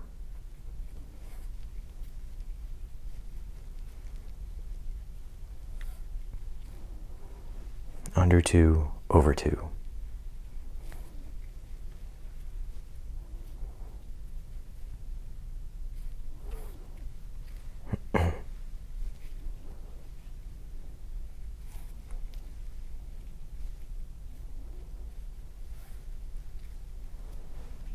It's looking good. Just going to keep on plaiting, under 2 over 2 on the left and on the right side. Okay, so I have been plaiting along here, under 2 over 2 on the left and the right side. As I've been working my way down, 2 of those strands that we staggered out have been covered up. So now we just have 2. And also, as I'm working my way down, every time there's about an inch here, I just keep sliding that little wrap of tape down, just to keep those 2 strands together and separate from the working strands, which are the ones that I'm plaiting. Here we are at the 26-inch mark, and it's time to drop the shortest strand on the right-hand side, this one here at the top. So we need to get it into position. So let's go ahead and plait it, under 2 over 2. There's where it needs to be. This needs to be a little tighter. There we go. So it's on the bottom right. Let's establish a couple of strands on top of it like we've been doing this whole time. Still going under 2 over 2. There it is, second from the bottom. And we'll put one more on top of it, which will be this strand right here, under 2 over 2. So now it's third from the bottom. Same thing we did, and give it a pull, give the two underneath it a pull, and pull it under those two strands below it, swing it to the middle. And right when we swing it to the middle, what we're going to do is we're going to cut the shortest remaining strand right here. So this is the strand that we just dropped right here, along with my scissors on the floor that I just dropped. This is the strand we just dropped.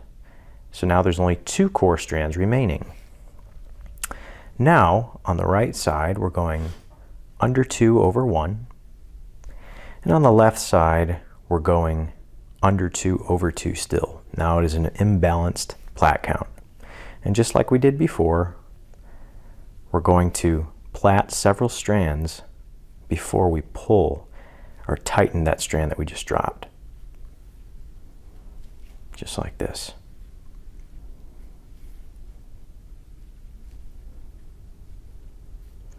And that is sufficient. We're going to go ahead and take the strand that we just dropped, a little pull like that, and continue plaiting. Under 2 over 2 on the left, under 2 over 1 on the right.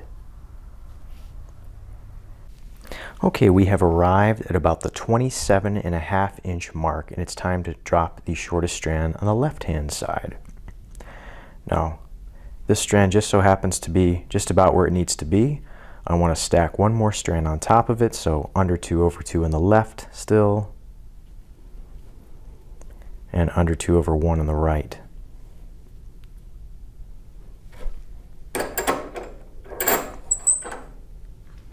And the strand that's shortest on the left side is right here. So now we are in position to drop the shortest strand on the left-hand side. Here it is, third from the bottom. I'm going to give the strand itself a pull and the two underneath it a little tug as well, swinging that dropped strand to the center stage under those two strands, and then snipping the shortest one that's already in place, which is this one right here.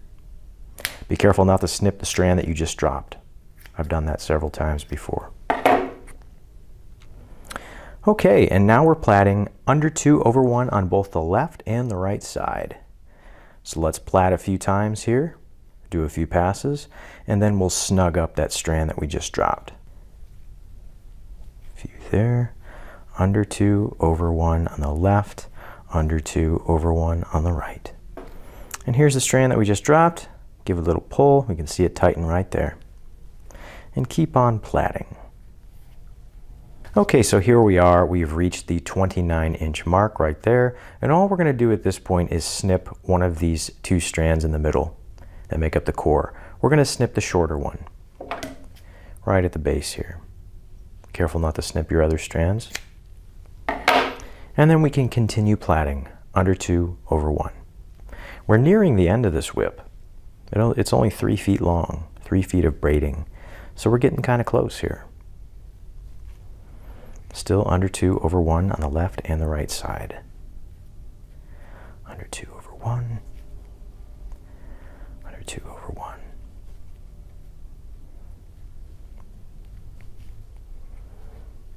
From here on out, we only want one strand in the core, or later on, no strands in the core. Under 2 over 1 on the left and the right side.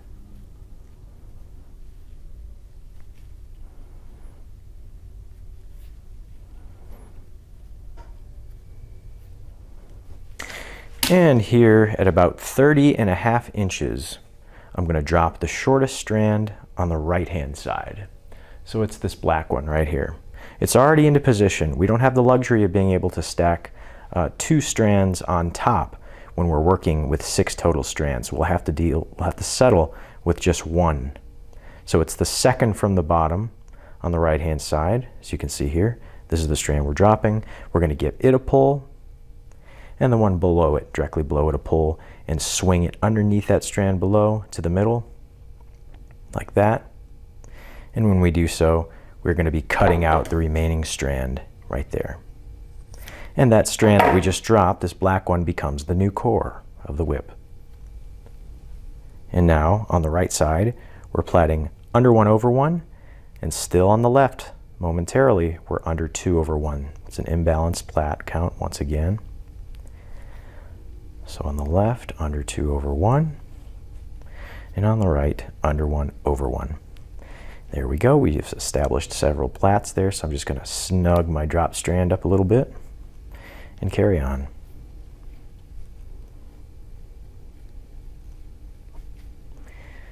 You can see just how thin the tip of this whip is becoming. This is one of the beautiful things we can do with this whip maker's cord. It's so thin. It's very ideal for making scaled down whips such as this one. Under 2 over 1 on the left, under 1 over 1 on the right. And here we are at the 32-inch mark. It's time to drop the shortest strand on the left side. So plat a little bit here, get it into position. This is the strand that we're going to be dropping, so let's get one more strand below it. Just like that. We're going to be dropping this black one here from the left-hand side. The strand that's in the middle is the one we're dropping on the left-hand side. So give it a pull, and the one directly below it a little pull, and swing it underneath that one below it to the middle, like that, and snip out the core that's in the middle, the strand in the middle, and this drop strand becomes our new core once again. Now, on the left and the right, we're plaiting under 1 over 1. Under 1 over 1. And we're just about finished with the braiding on this whip. Under 1 over 1. Under 1 over 1. And let's snug up our strand we dropped, which is the core now. A little pull. We can see it move into place. We can see it tighten up. Under 1 over 1.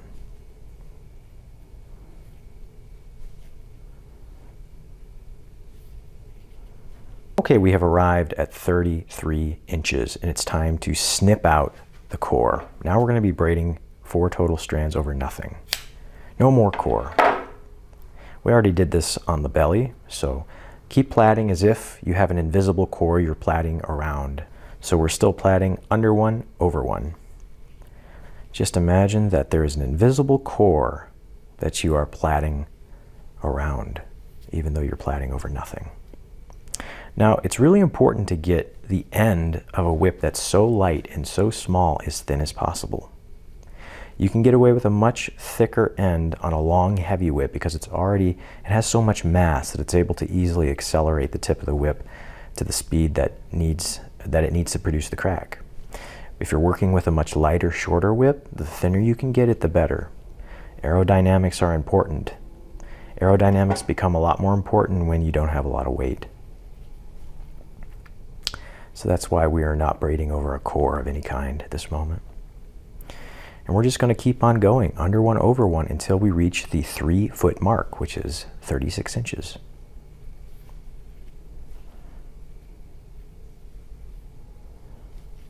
Under 1 over 1.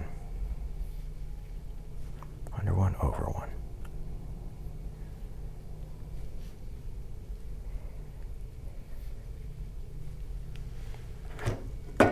This video is sponsored by, no, I'm just kidding, it's not.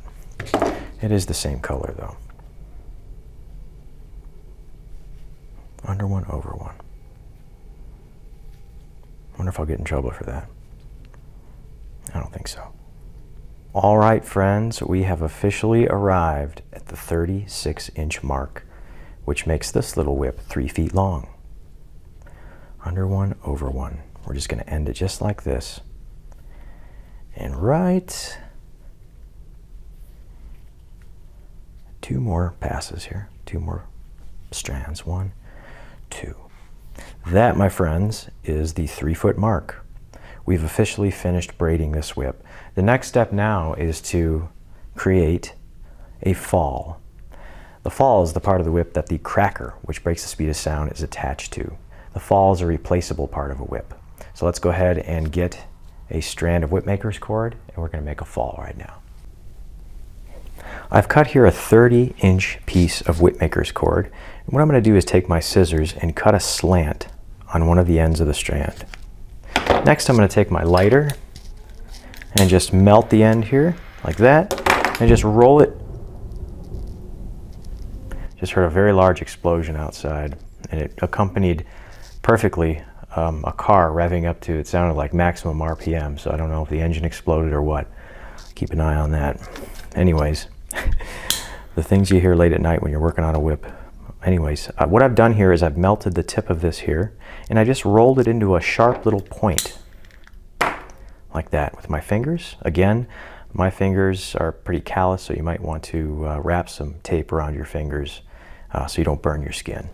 Next here, I'm reaching for a Type 1 lacing needle from Jig Pro Shop. There's a link in the description for this needle. It's a wonderful needle that I use for all of my lacing needs, whatever that may be, tying knots, creating falls. The needle is so thin and slippery, it's able to slide through with no problem at all. So once I have the needle laced on, threaded, I'm going to match up the ends here, right there. I'm going to pinch that and find the exact middle of my whipmaker's cord, right there, my fall. Next, I'm going to take the needle and thread it inside of itself towards the opposite end that we threaded into the needle, like this. See that? We just stick it in there and just work it through like that. Just shuffle it through like this, and it's sliding through so nicely. I used to not know what types of needles to get. I would get needles that were too big. They would get stuck inside the parachute cord. Never happens again with these Type 1 lacing needles. I buy them in bulk because the threads do wear out after a few months, well, if you use them a lot like I do. So all the way down here, we'll see a little eye forming right there. At that point where it's about ½ an inch of an opening, I'm just going to go ahead and unthread the needle like that. And now we can slip this little eye over the end of our whip. Okay, back over to our whip that we left off here at 36 inches. I'm going to grab my fall that we just made with our little ½ inch eye opened up. And what I'm going to do is just open it up just a slight bit more, like this. And then we're going to feed the whole whip through that eye, like this. Once the eye is through, I'm going to take the inner strand here, and I'm just going to pull it, and the idea is to tighten up the fall, like that. See that? See how we cinched it up like a knot right there? That's what we want. So now it's as closed up as it's going to get. And I want to just have these strands, 2 on the left, 2 on the right. Have that strand behind. Have the fall right behind. We're going to tie a fall hitch, a 4-point fall hitch. So with that fall directly behind the end of the whip, I'm going to take the first strand here, tie it around the back, and then just slide the strand through like this, just like that. And then I'm going to tie a knot in the ones that I already do, so I don't accidentally do them twice. I'm just going to tie an indicator knot. Next, we see which strand looks the best to do next. I think this yellow one here is good. So we tie it around everything, including the fall. And we're just tying these little knots in a line. We don't want one to be on top of the other. We just want them to be in a sequence, 1, 2, 3, 4, like that. There's our second one there. Tie a little knot there also, so that's indicated that we've already done it. Next, we'll do this black one here. Tie it around everything, ½ hitch knots, right there. If there's a little space there, it's okay. When we pull this fall, these will all get scrunched together. The idea is to just not have any overlapping. And I have that one as well. There's one left, which is this yellow one here. So tie it again over everything, feeding that through like that. And lastly, before we pull this fall down into place, see it's still loose there, that's what we want. I'm going to take my needle once again, pair of scissors. We're going to do the same thing with this last strand that we just fed through. We're going to tie our cut an angle and just do the same thing we did when we were making our fall. Just melt it, roll it into a sharp point, and thread it into our little lacing needle. Give it a few turns so it threads. And then what we're doing, let's make sure that it's right on the surface like that, pointing up. And I'm going to just thread it right underneath the fall, right there. None of the strands that we just tied, we don't want to do any of those. This is the fall right there. So we're just going to go under the fall like that, all the way up. Make sure we just pull that nice and tight. Goes up there like that.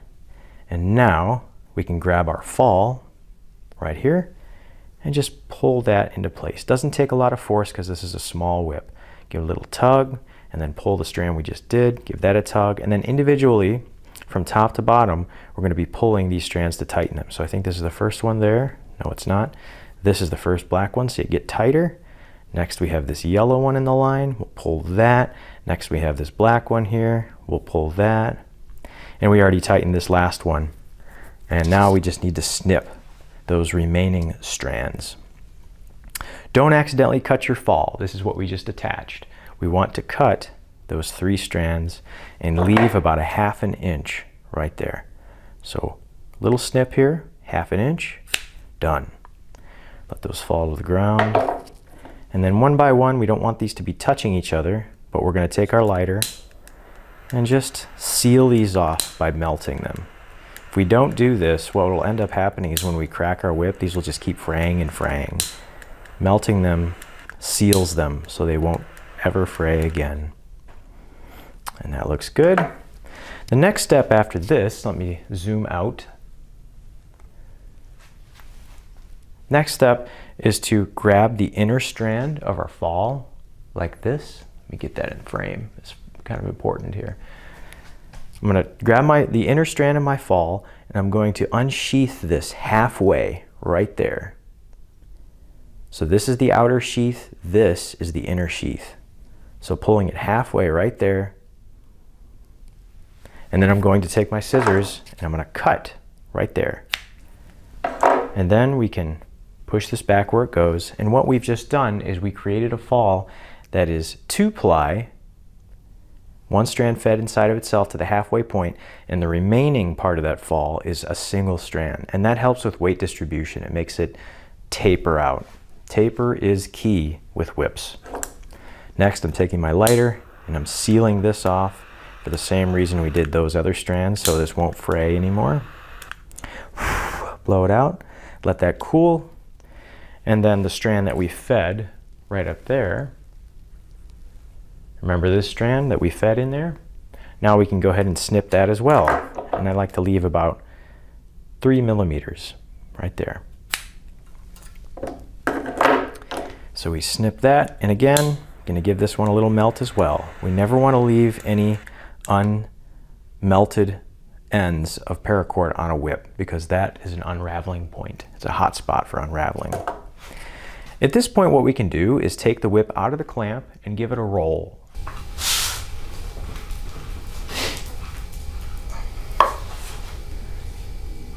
I don't always roll a whip with an animal on my back, but she's a slightly overweight Siamese, and I don't mind the claws in my back because she's going to supply the additional weight needed to roll this whip. Thank you, Tipper.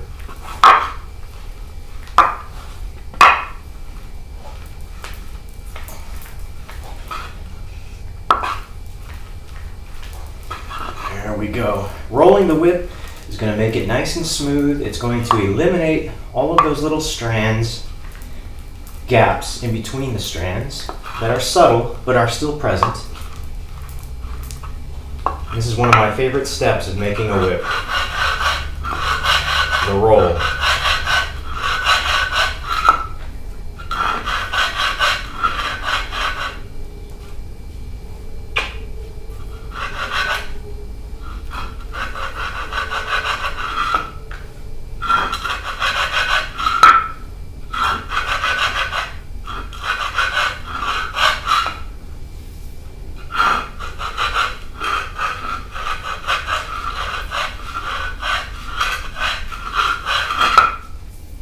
Perfect. So there's the whip after the roll, guys. As you can see, everything is laying so much more flat. Everything looks neater. The handle, all the tiny little gaps you would see, or you did see beforehand, have been completely eliminated by rolling this whip.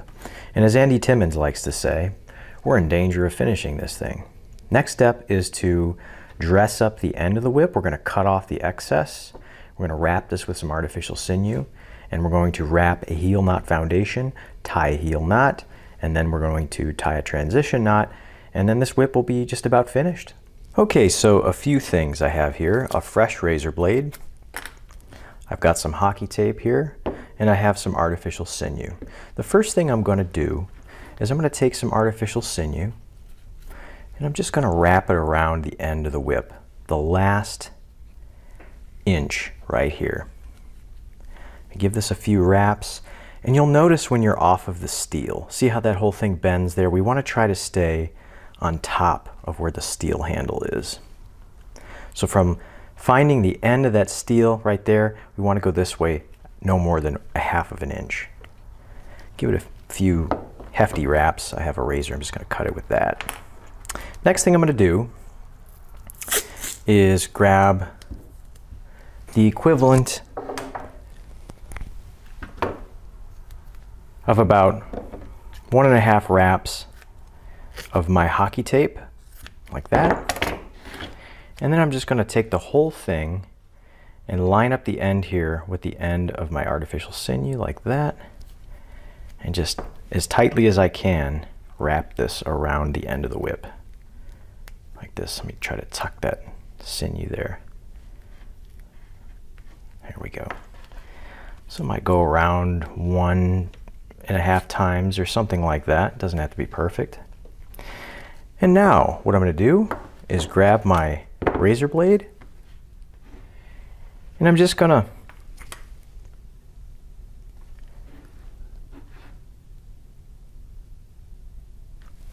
the idea is to take the razor blade and just find where the very tip of the steel is. So I'm just working my way through in little steps, and as soon as I'm at the end of that steel, I don't want to go any further this way.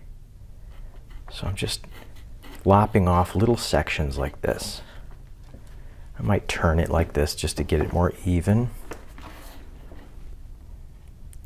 We should be getting close.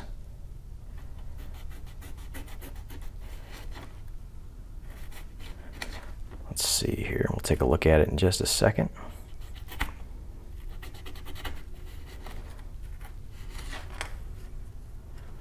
Still have a little ways to go. I might take my scissors and just kind of dress this up a little bit so I can see once I get to the steel. A little bit more. And this is the reason that we took the belly and the overlay and started it past the steel so that we don't have to cut the steel off at the end like I used to do with my whip builds. It just saves a lot of time to not have to go back and cut off the steel. And you can kind of, you know, test it with something sharp like a little lacing needle to see how close we are to that steel. See, we have a little ways to go. We did pretty good. So I'm gonna get a little more bold and do a couple millimeters here.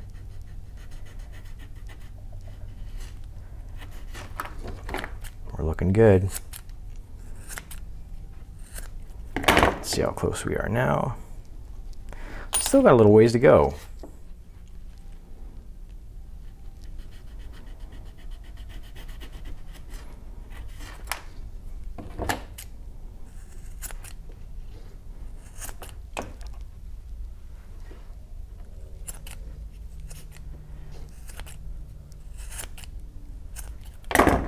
And there we can see the end of the steel. So the next step is to just get this as flat as we can. And then we're going to take our lighter and just melt that area. We want this to be a clean, flat, straight cut. Here's the lighter.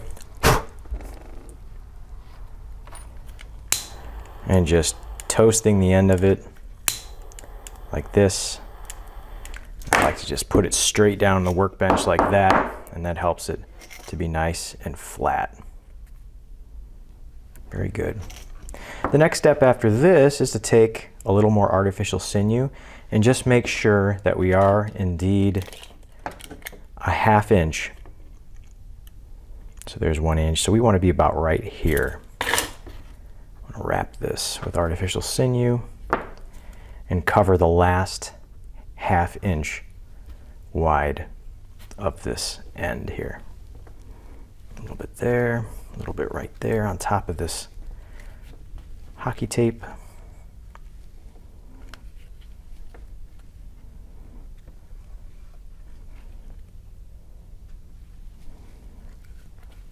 And that looks good. I'll cut it there. Get rid of this extra little wrap there. Kind of press this artificial sinew, maybe roll it a little bit. And this is all ready to attach our heel knot foundation. The heel knot foundation is what will go at the end of the whip. It'll be a raised area so that we can tie the knot over on top of that. Now I'm going to be using this thin sheet lead that you can get in the description of this video. Now there's a lot of different thoughts about working with lead, using your hands. As far as safety goes, what I like to do is wash my hands thoroughly after using the lead. All lead on this whip will be completely covered and won't be exposed when the whip is finished. So you run into a lot more trouble and concerns and hazardous conditions with lead when you're grinding it, sanding it, when you get a fine powder in the air, when you're breathing that dust. That is when dangers can present themselves. That being said, I use the lead, I hold it, I shape it how I may, however I need to, and then I wash my hands afterwards. This right here is 1 inch wide. Now I want to cut about a 2.5 inch piece of this lead that is 1 inch wide. So I marked it right there, and I'm going to snip it. And we want to turn this 1 inch piece wide into a 1/2 inch wide piece. So I'm just going to take my metal ruler. Lead is so soft that I'm able to just score a marking with this little lacing needle. One mark there at the 1/2 inch point, and another one right here. Next I can just take the ruler and lay it across there, and if I do this right, I should be able to just take a razor blade and score this a couple times and just break it. There we go. So this is our 1/2 inch piece wide lead. So let's go ahead and grab our whip, and I want this to wrap around once. So we have a little bit of excess there. So I'm just going to measure it up like this. And right where those two ends meet, I'm just going to mark that with my fingernail. I can see the marking, and I'm just going to cut it. And now I'm just going to do that again, and it should fit perfectly, ends meeting end to end. So I have a little bit too much. And you can cut lead with the scissors. It works perfectly, but I warn you not to do it with a good pair of scissors because repeated use on lead will dull them. So there we go. The two ends are meeting just like that, and that's what we want to see. Also, we want the top of the whip to be flush with that wrap of the lead. Once we have it into position where we want it, I'm going to take my artificial sinew and give a few hefty wraps just so it doesn't slide around. I'm just going to do this here. And then back up to the top. And it's going to be tight enough to where it's not moving around, but if we really need to move it around, for example, if things are not perfectly flush, we can still move it a little bit by tapping with a hammer or just pressing it very firmly with our thumb, like that. And that's what we want. I might give this just a little roll, encourage things to lay down. And now we want a secondary piece of lead. We can go ahead and take that other 1/2 inch piece, and now I'm going to make this 1/2 inch piece 1/4 inch. So we'll do that by just measuring it like this, and again marking it. There's a 1/4 inch mark, and again there's a 1/4 inch mark right here. And instead of using the razor blade, because this is such a thin piece, I'm actually just going to score it with this little lacing needle and then just cut it with the scissors like this. And that'll give us a nice 1/4 inch piece. Like that. Let's go ahead and fit it. Again, we want this to just wrap around once. We want the two ends to touch cut that. Let's see how that fits. That should be good. A little bit too much. I'm going to go ahead and cut it again. Knock off about a 1/2 millimeter or so. A little bit more. Now let's fit it again. And that looks about right. Two ends are meeting. Now again, we want the 1/2 inch wrap to be flush with this 1/4 inch wrap. And you can see it's not perfectly touching. That's okay. When we tighten it up, it should touch just fine. So that's flush right there on the end. Let's go ahead and wrap this 1/4 inch piece with a little bit of artificial sinew. Again, this is just to more so to hold it in place before we grab our staples. The staples are what's going to be the permanent hold here. Speaking of permanent hold, how about that? Try again. Okay. Wrapping it like this, along the top there, and just spinning the whole whip in my hands like that.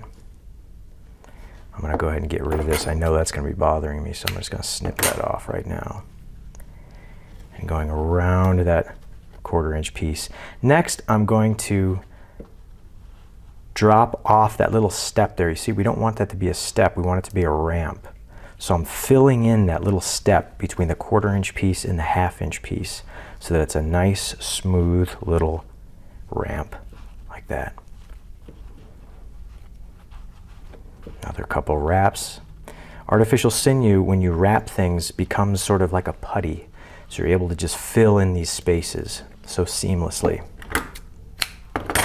Let's check for flushness at the top. And that's looking pretty good.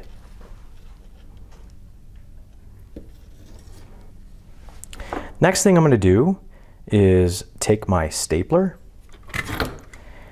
and instead of doing, you know, this or this, I'm going to hold it at an angle like this, right in the middle, and just plop a staple in, just like that.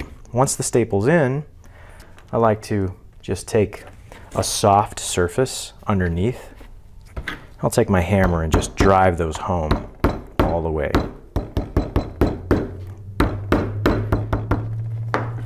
And then we're going to do one more on the opposite side in the same fashion. Angle, plop it in, just like that.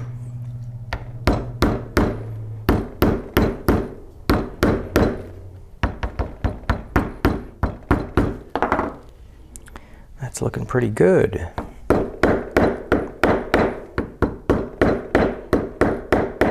And the other one again.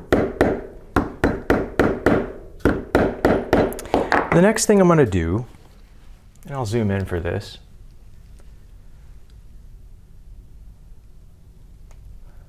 I'm going to take my hammer and I'm just going to round off the edge there of the lead.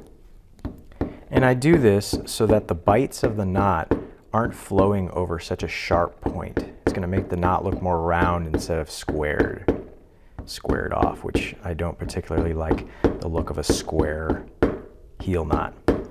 So I'm just kind of shaping that with the hammer.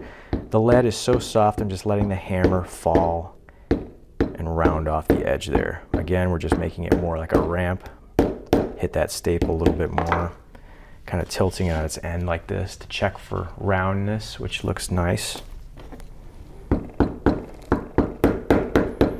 That's looking good. And those two little staples are going to hold this thing permanently. Next time I just kind of go around the whole knot there and just encourage the overall shape of it. Tap the end a little bit there and maybe just round off those edges as well, like this.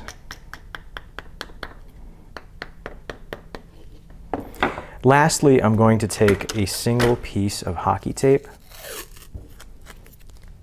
I want it to be about this long right there. And then I'm just going to hold it right up next to the knot foundation and just cut a piece that's the same width as the knot, so right about there. And then once you get it started, you can just do a quick tear. The beautiful thing about this mesh hockey tape is that it holds its shape, or it holds its width all the way down, unlike packing tape or masking tape that peels and drives you nuts. This doesn't do that. So now we're just gonna go around the whole knot foundation. And we only need to go around it once, so we've already gone around it. So I'm gonna cut this. And then just with my fingers, I'm just pressing everything into place. Kind of rolling it a little bit with my fingers like that. Just shaping it a little more like this. What this does is it covers all of the lead, as well as keeps the artificial sinew from peeling when we go to tie our knot. I hope that was in frame. I feel like it wasn't. If it wasn't in frame, what I basically just did was I better review that. I don't know if it was. I just realized that that was not in frame. What I did was I took a piece of this tape, hockey tape, I held it up here, I cut a piece like that, and then I peeled it, I cut it, and then I just wrapped it around the whole knot like this. And what that does is it encloses all the lead, as well as makes it so that the artificial sinew will not peel when we go to tie our knot. And that's what we're looking for.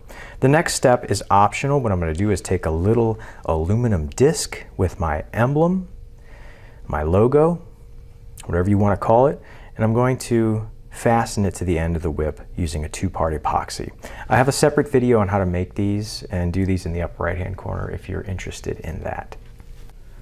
I have my little end piece, my aluminum disc, prepped and ready to go. This is whip number 507. I've made 507 whips in my life. Can't believe it, it's crazy.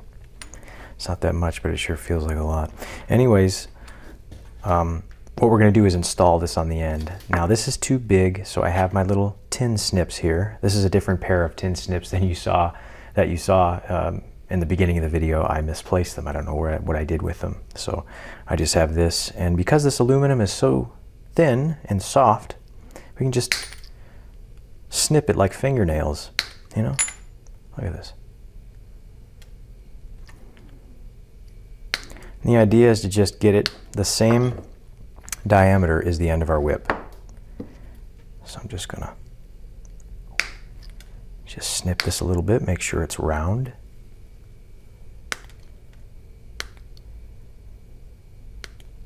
It's looking pretty good. This is very crude. I'm sure you can probably get aluminum discs that are, well, what is the diameter? A little over 1/4 of an inch. You can probably get discs that are roughly the same size, but this is what we're working with today. I rarely make whips that are this small, so I don't keep aluminum discs that are this size in stock. So for that reason, I have to do it the hard way. It's kind of satisfying, though, to nip little bits of aluminum off of a disc, you know. If you're in a bad mood, just if you're feeling down, just snip some aluminum pieces off of a aluminum disc. You'll feel feel better. I'm getting tired. I don't know what I'm saying anymore, guys. Yep, one of those days. It's getting better. Yeah, and then we're going to take our little rasp and just file down the edges of this so it's not so sharp. We don't want it to tear our cord that we use to tie our knot. It's more of an egg shape. We'll take care of that. May have taken off too much there. It's looking good. It's still pretty oval shaped. I guess I'll have to cut into this part a little bit.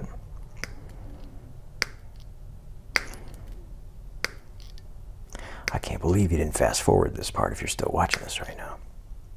I don't know if I'll leave this in or not. Okay, my little emblem is finished. I have it rounded to the shape that I like. And I've taken this rasp and I've just kind of ground down the edges so there's no sharp edges that could potentially tear through the strands that we're going to be using to tie our knot at the end. Next, I have my 2-part epoxy in place right there that I've mixed up, and I'm just going to lay my little end piece right there on the cap of the heel, and I'm going to put this in the clamp and let it dry. Okay, so here we have our whip, and we're getting ready to tie a very simple knot. I have 2 strands of whipmaker's cord, one in yellow and one in black. Each one of these strands are 1.5 feet long. So we're going to start with our yellow. I already have it laced into my needle. We're going to be tying a 2-pass 5x4 Turk's head knot. Let's go ahead and begin our 2-pass 5x4 Turk's head knot. We're starting with yellow. So I'm going to lay it across here like this at a 45-degree angle, holding that with my thumb, laying it on top of there, around the back. I'm going to go over this one, turning the whip in my hand, over this one as well. Hold that with my index finger. Now we're going to go under this one here.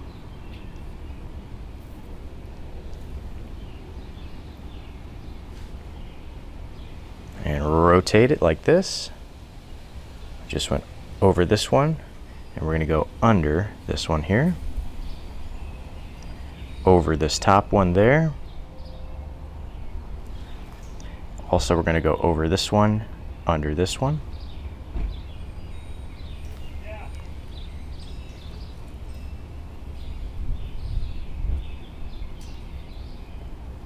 We just went under. We're going to go over that next one here, over this one, under this one here,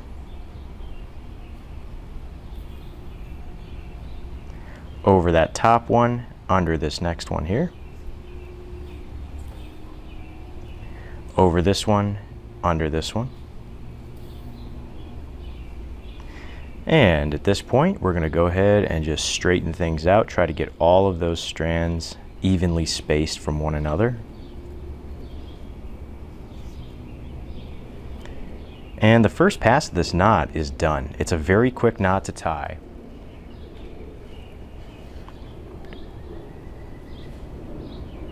The next step is to have my lighter in hand. I'm going to lay it over here, and I'm just going to cut this strand right here. And what we're going to be doing is fusing a black strand onto it. So I'm going to take my needle off, hold it in my teeth.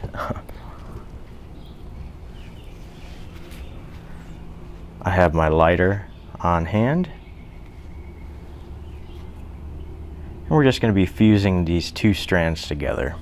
I'm actually just going to dress the end of this and make it a little more flat so that it can adhere to the yellow strand. It's a little tough to do this with getting this in the shot, so I'll do the best I can here.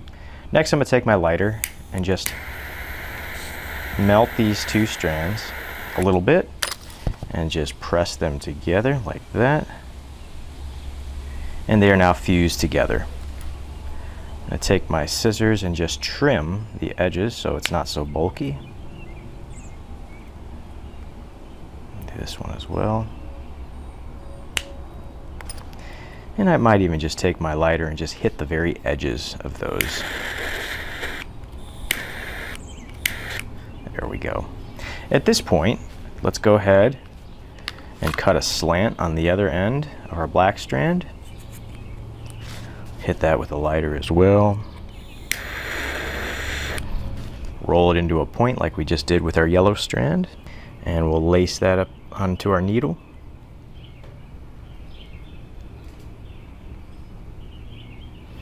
And now we can proceed with the second pass of our knot. So we're going to go over this one here, and then we're going to follow the leader. Everything this strand does, we're going to do what it does, except we're going to carry that action out on the right hand side. And if I did this right, this little joint of where the black and the yellow meet should be tucked right underneath this pass here. So we might have to shuffle things around. See, that's where I want it to be, right about there.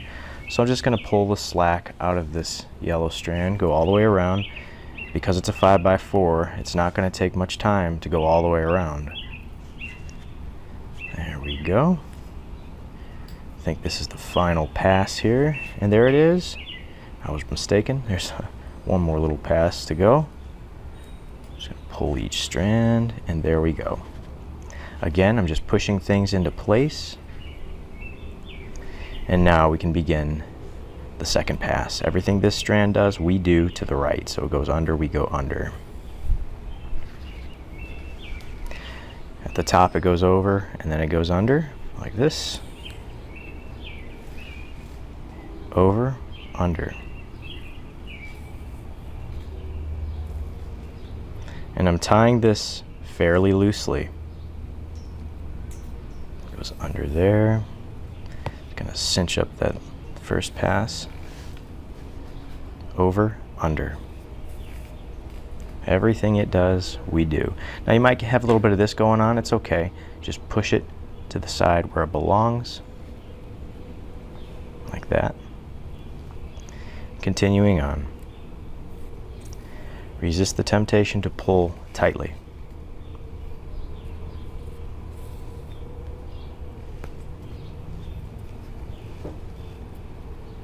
And over these two, and then under this next one here. Over this one, under these two. Over the top here, we're going over these two, under this one. Over these two, under these two. Over these two, under this one. Over these two, under these two. And over these two at the top, and under these two coming right off the top.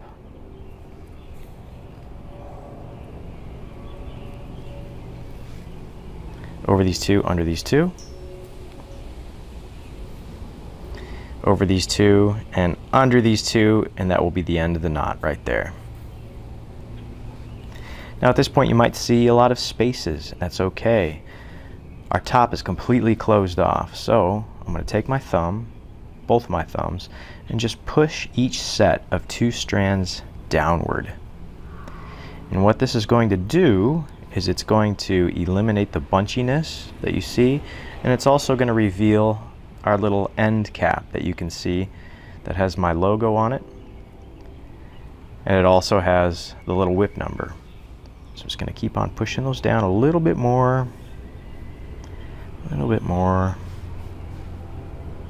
until I feel like that's about good. Next I'm going to give these, the beginning strand and the end strand, a little tug there, and I'm going to snip them, leaving about 2 millimeters, and about 2 millimeters on that one. I'm going to turn down the strength of my lighter because it's way too powerful right now. Oh, that's wonderful. Just realized it was on the minimal flame. I'm just going to have to be careful. Push that a little bit more there. There we go. Okay. Push that in the little frayed area there, and push that in to the knot assembly. The next thing I'm going to do is just take this little board and just hand roll this knot. I can take the edge of this board and roll the part of the lip of the knot where it touches the handle. Just spin that a little bit on there, tucking those strands into place nicely. Just doing a little bit more last second shaping with my fingers. As you can see, the end of the knot is nicely exposed, or the little emblem there is nicely exposed, and we have a nice uniform 2-pass 5x4 Turks head knot. The last and final step as far as braiding goes, the last and final step as far as whip construction goes, is to tie a transition knot, a single pass 5x4 transition knot. Okay, so I have here another 1.5 foot piece of whipmaker's cord. I already have it laced into my needle. And we are going to essentially tie, well, not essentially, we are going to tie this exact knot that we just did on the heel, except there's only going to be one pass. This is going to be a really quick knot to tie. So let's go ahead and tie this knot. I'm going to take the end opposite the needle and just lay it at a 45-degree angle while holding it with my thumb like this. I'm going to go over this side, around the back. We're going to go over that again, holding that with my index finger. Around the back again, I'm going to go over this one and under this one here, and over this last one here, holding that with my index finger. Around the back, I'm going to go under this one here, over this next one, over this one as well, and under this one. And then over that last one again, holding it with my index finger. Around the back, might need to spread these out a little bit. We're going to go over this one, under this one in the middle,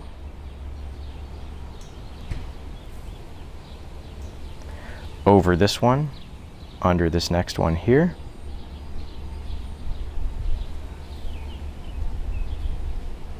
over this one, under this one. And that is essentially the knot. I'm going to pick a certain area in the knot, for example right here, and I'm just going to work the slack out of the strand by pulling it, tightening it all the way around. All the way around like this. Just working the slack out of it.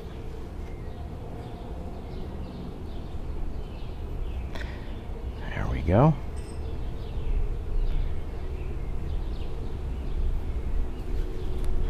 And there we have it.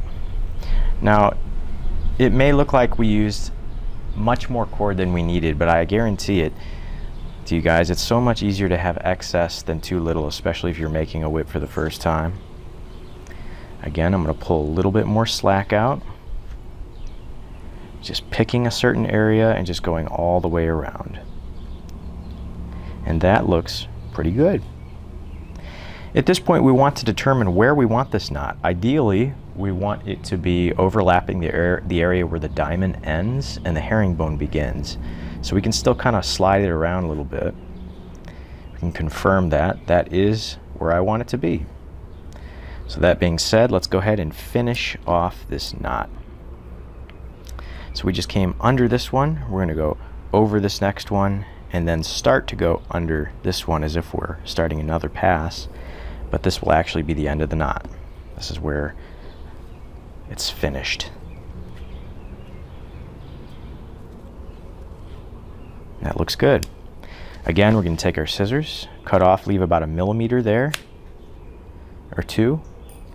And same thing with the starting point, leave 1 millimeter or 2. Take my lighter, fray those areas a little bit.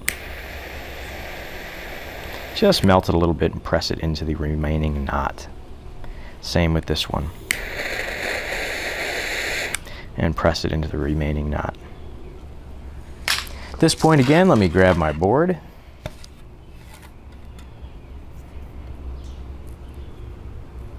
And just give this a little roll. Again, using the edges of the board to get those edges as flat as possible. And there we go, guys. This whip is finished. The last thing I want to do, I mentioned this earlier. Remember we had those little frayed areas where the drop strands are poking out? We're just going to take the lighter and just ever so carefully touch those. There's another one right here. I don't know if you can see that on the camera. There's 2 of them. We're just touching them and then they lay flat. Being careful not to burn the whip itself. The next step, which is optional but highly recommended in my opinion, is to wax this whip. Okay guys, as I mentioned a few minutes ago, this is actually an optional part, but I highly recommend it. This is paraffin wax that I have a link to in the description. People use it for candles. And I've heated it up in this Nesco Roastmaster. It's a water boiler for cooking food. And I want to heat the wax up to 220 degrees Fahrenheit. Now, it's very important, guys, that you are always monitoring paraffin wax when you're heating it up. Do not heat it up quickly.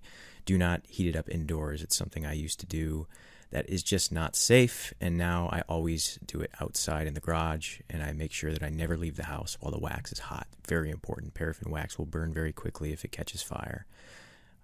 So as you can see here, the wax is heated up. See that little infrared thermometer on the ground that I used to test the temperature of the wax. I've dipped the whip in, let it sit in there for about 2 or 3 minutes. And now I'm pulling it out, just using that little towel to remove the excess wax. And people ask me, how much paraffin wax do you need? Well, whatever size your roaster is or your wax heater, make sure the whip is fully submerged. You don't need any more than to fully submerge the whip. So now after I've dried the whip off, I'm just going to lay it there on the ground, just kind of stretch it out and wait for that wax to cool, wait for the whip to dry.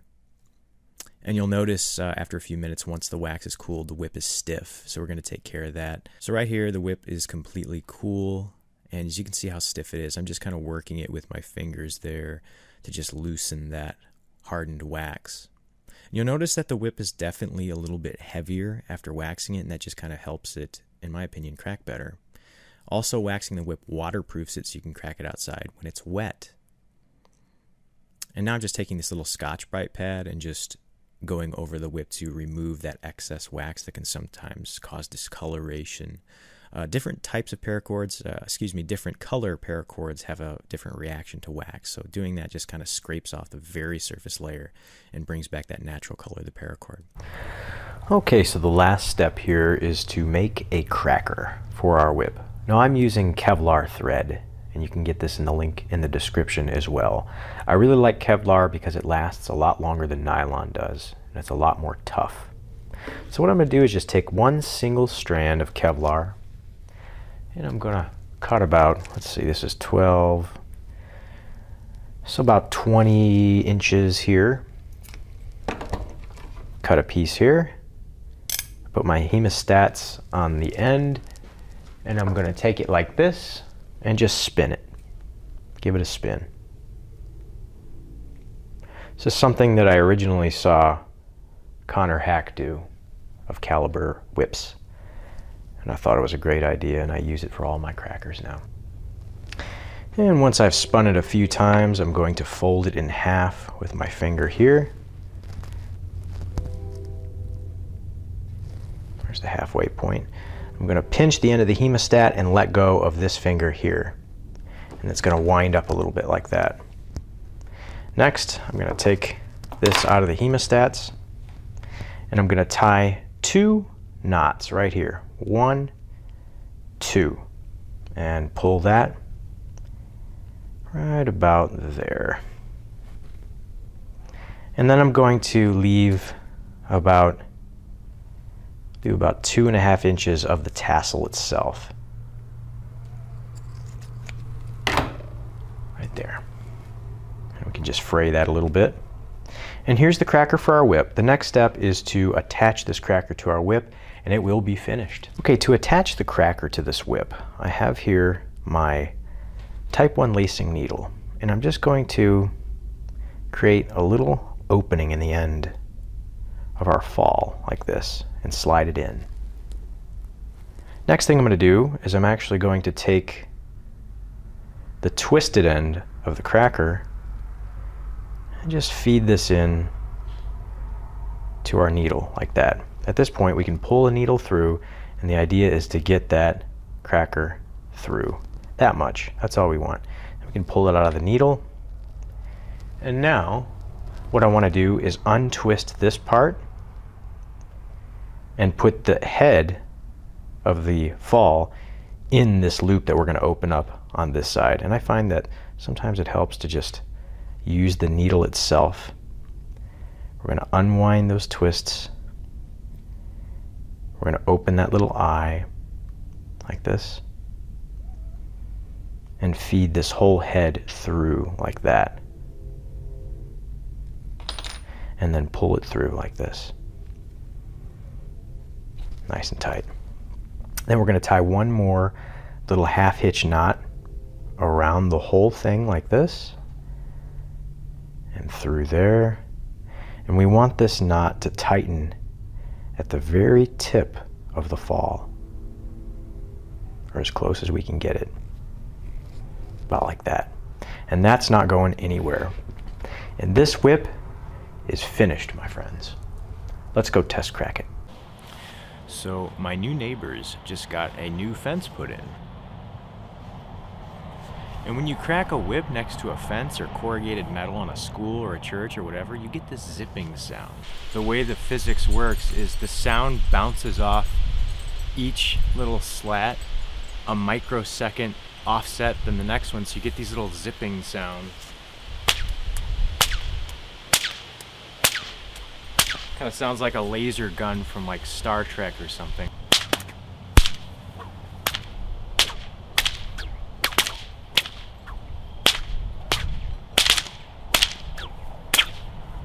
You didn't see that.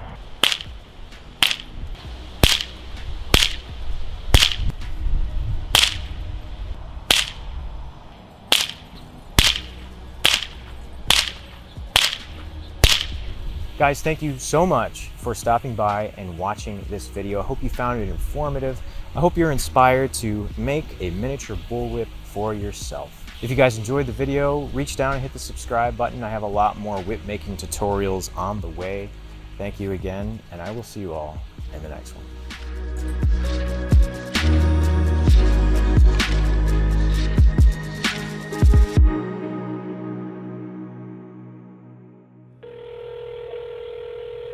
Hi, is Michael there? Oh, this is Michael. No, I don't. This is what happened. I was trying to crack my whip inside. I know it sounds yeah, I make whips. Yeah. No, it wasn't rats. No, I don't have a problem. It was all a mistake. No. I don't have an infestation. Don't send your guy, please. No, Michael, it was all a miscommunication.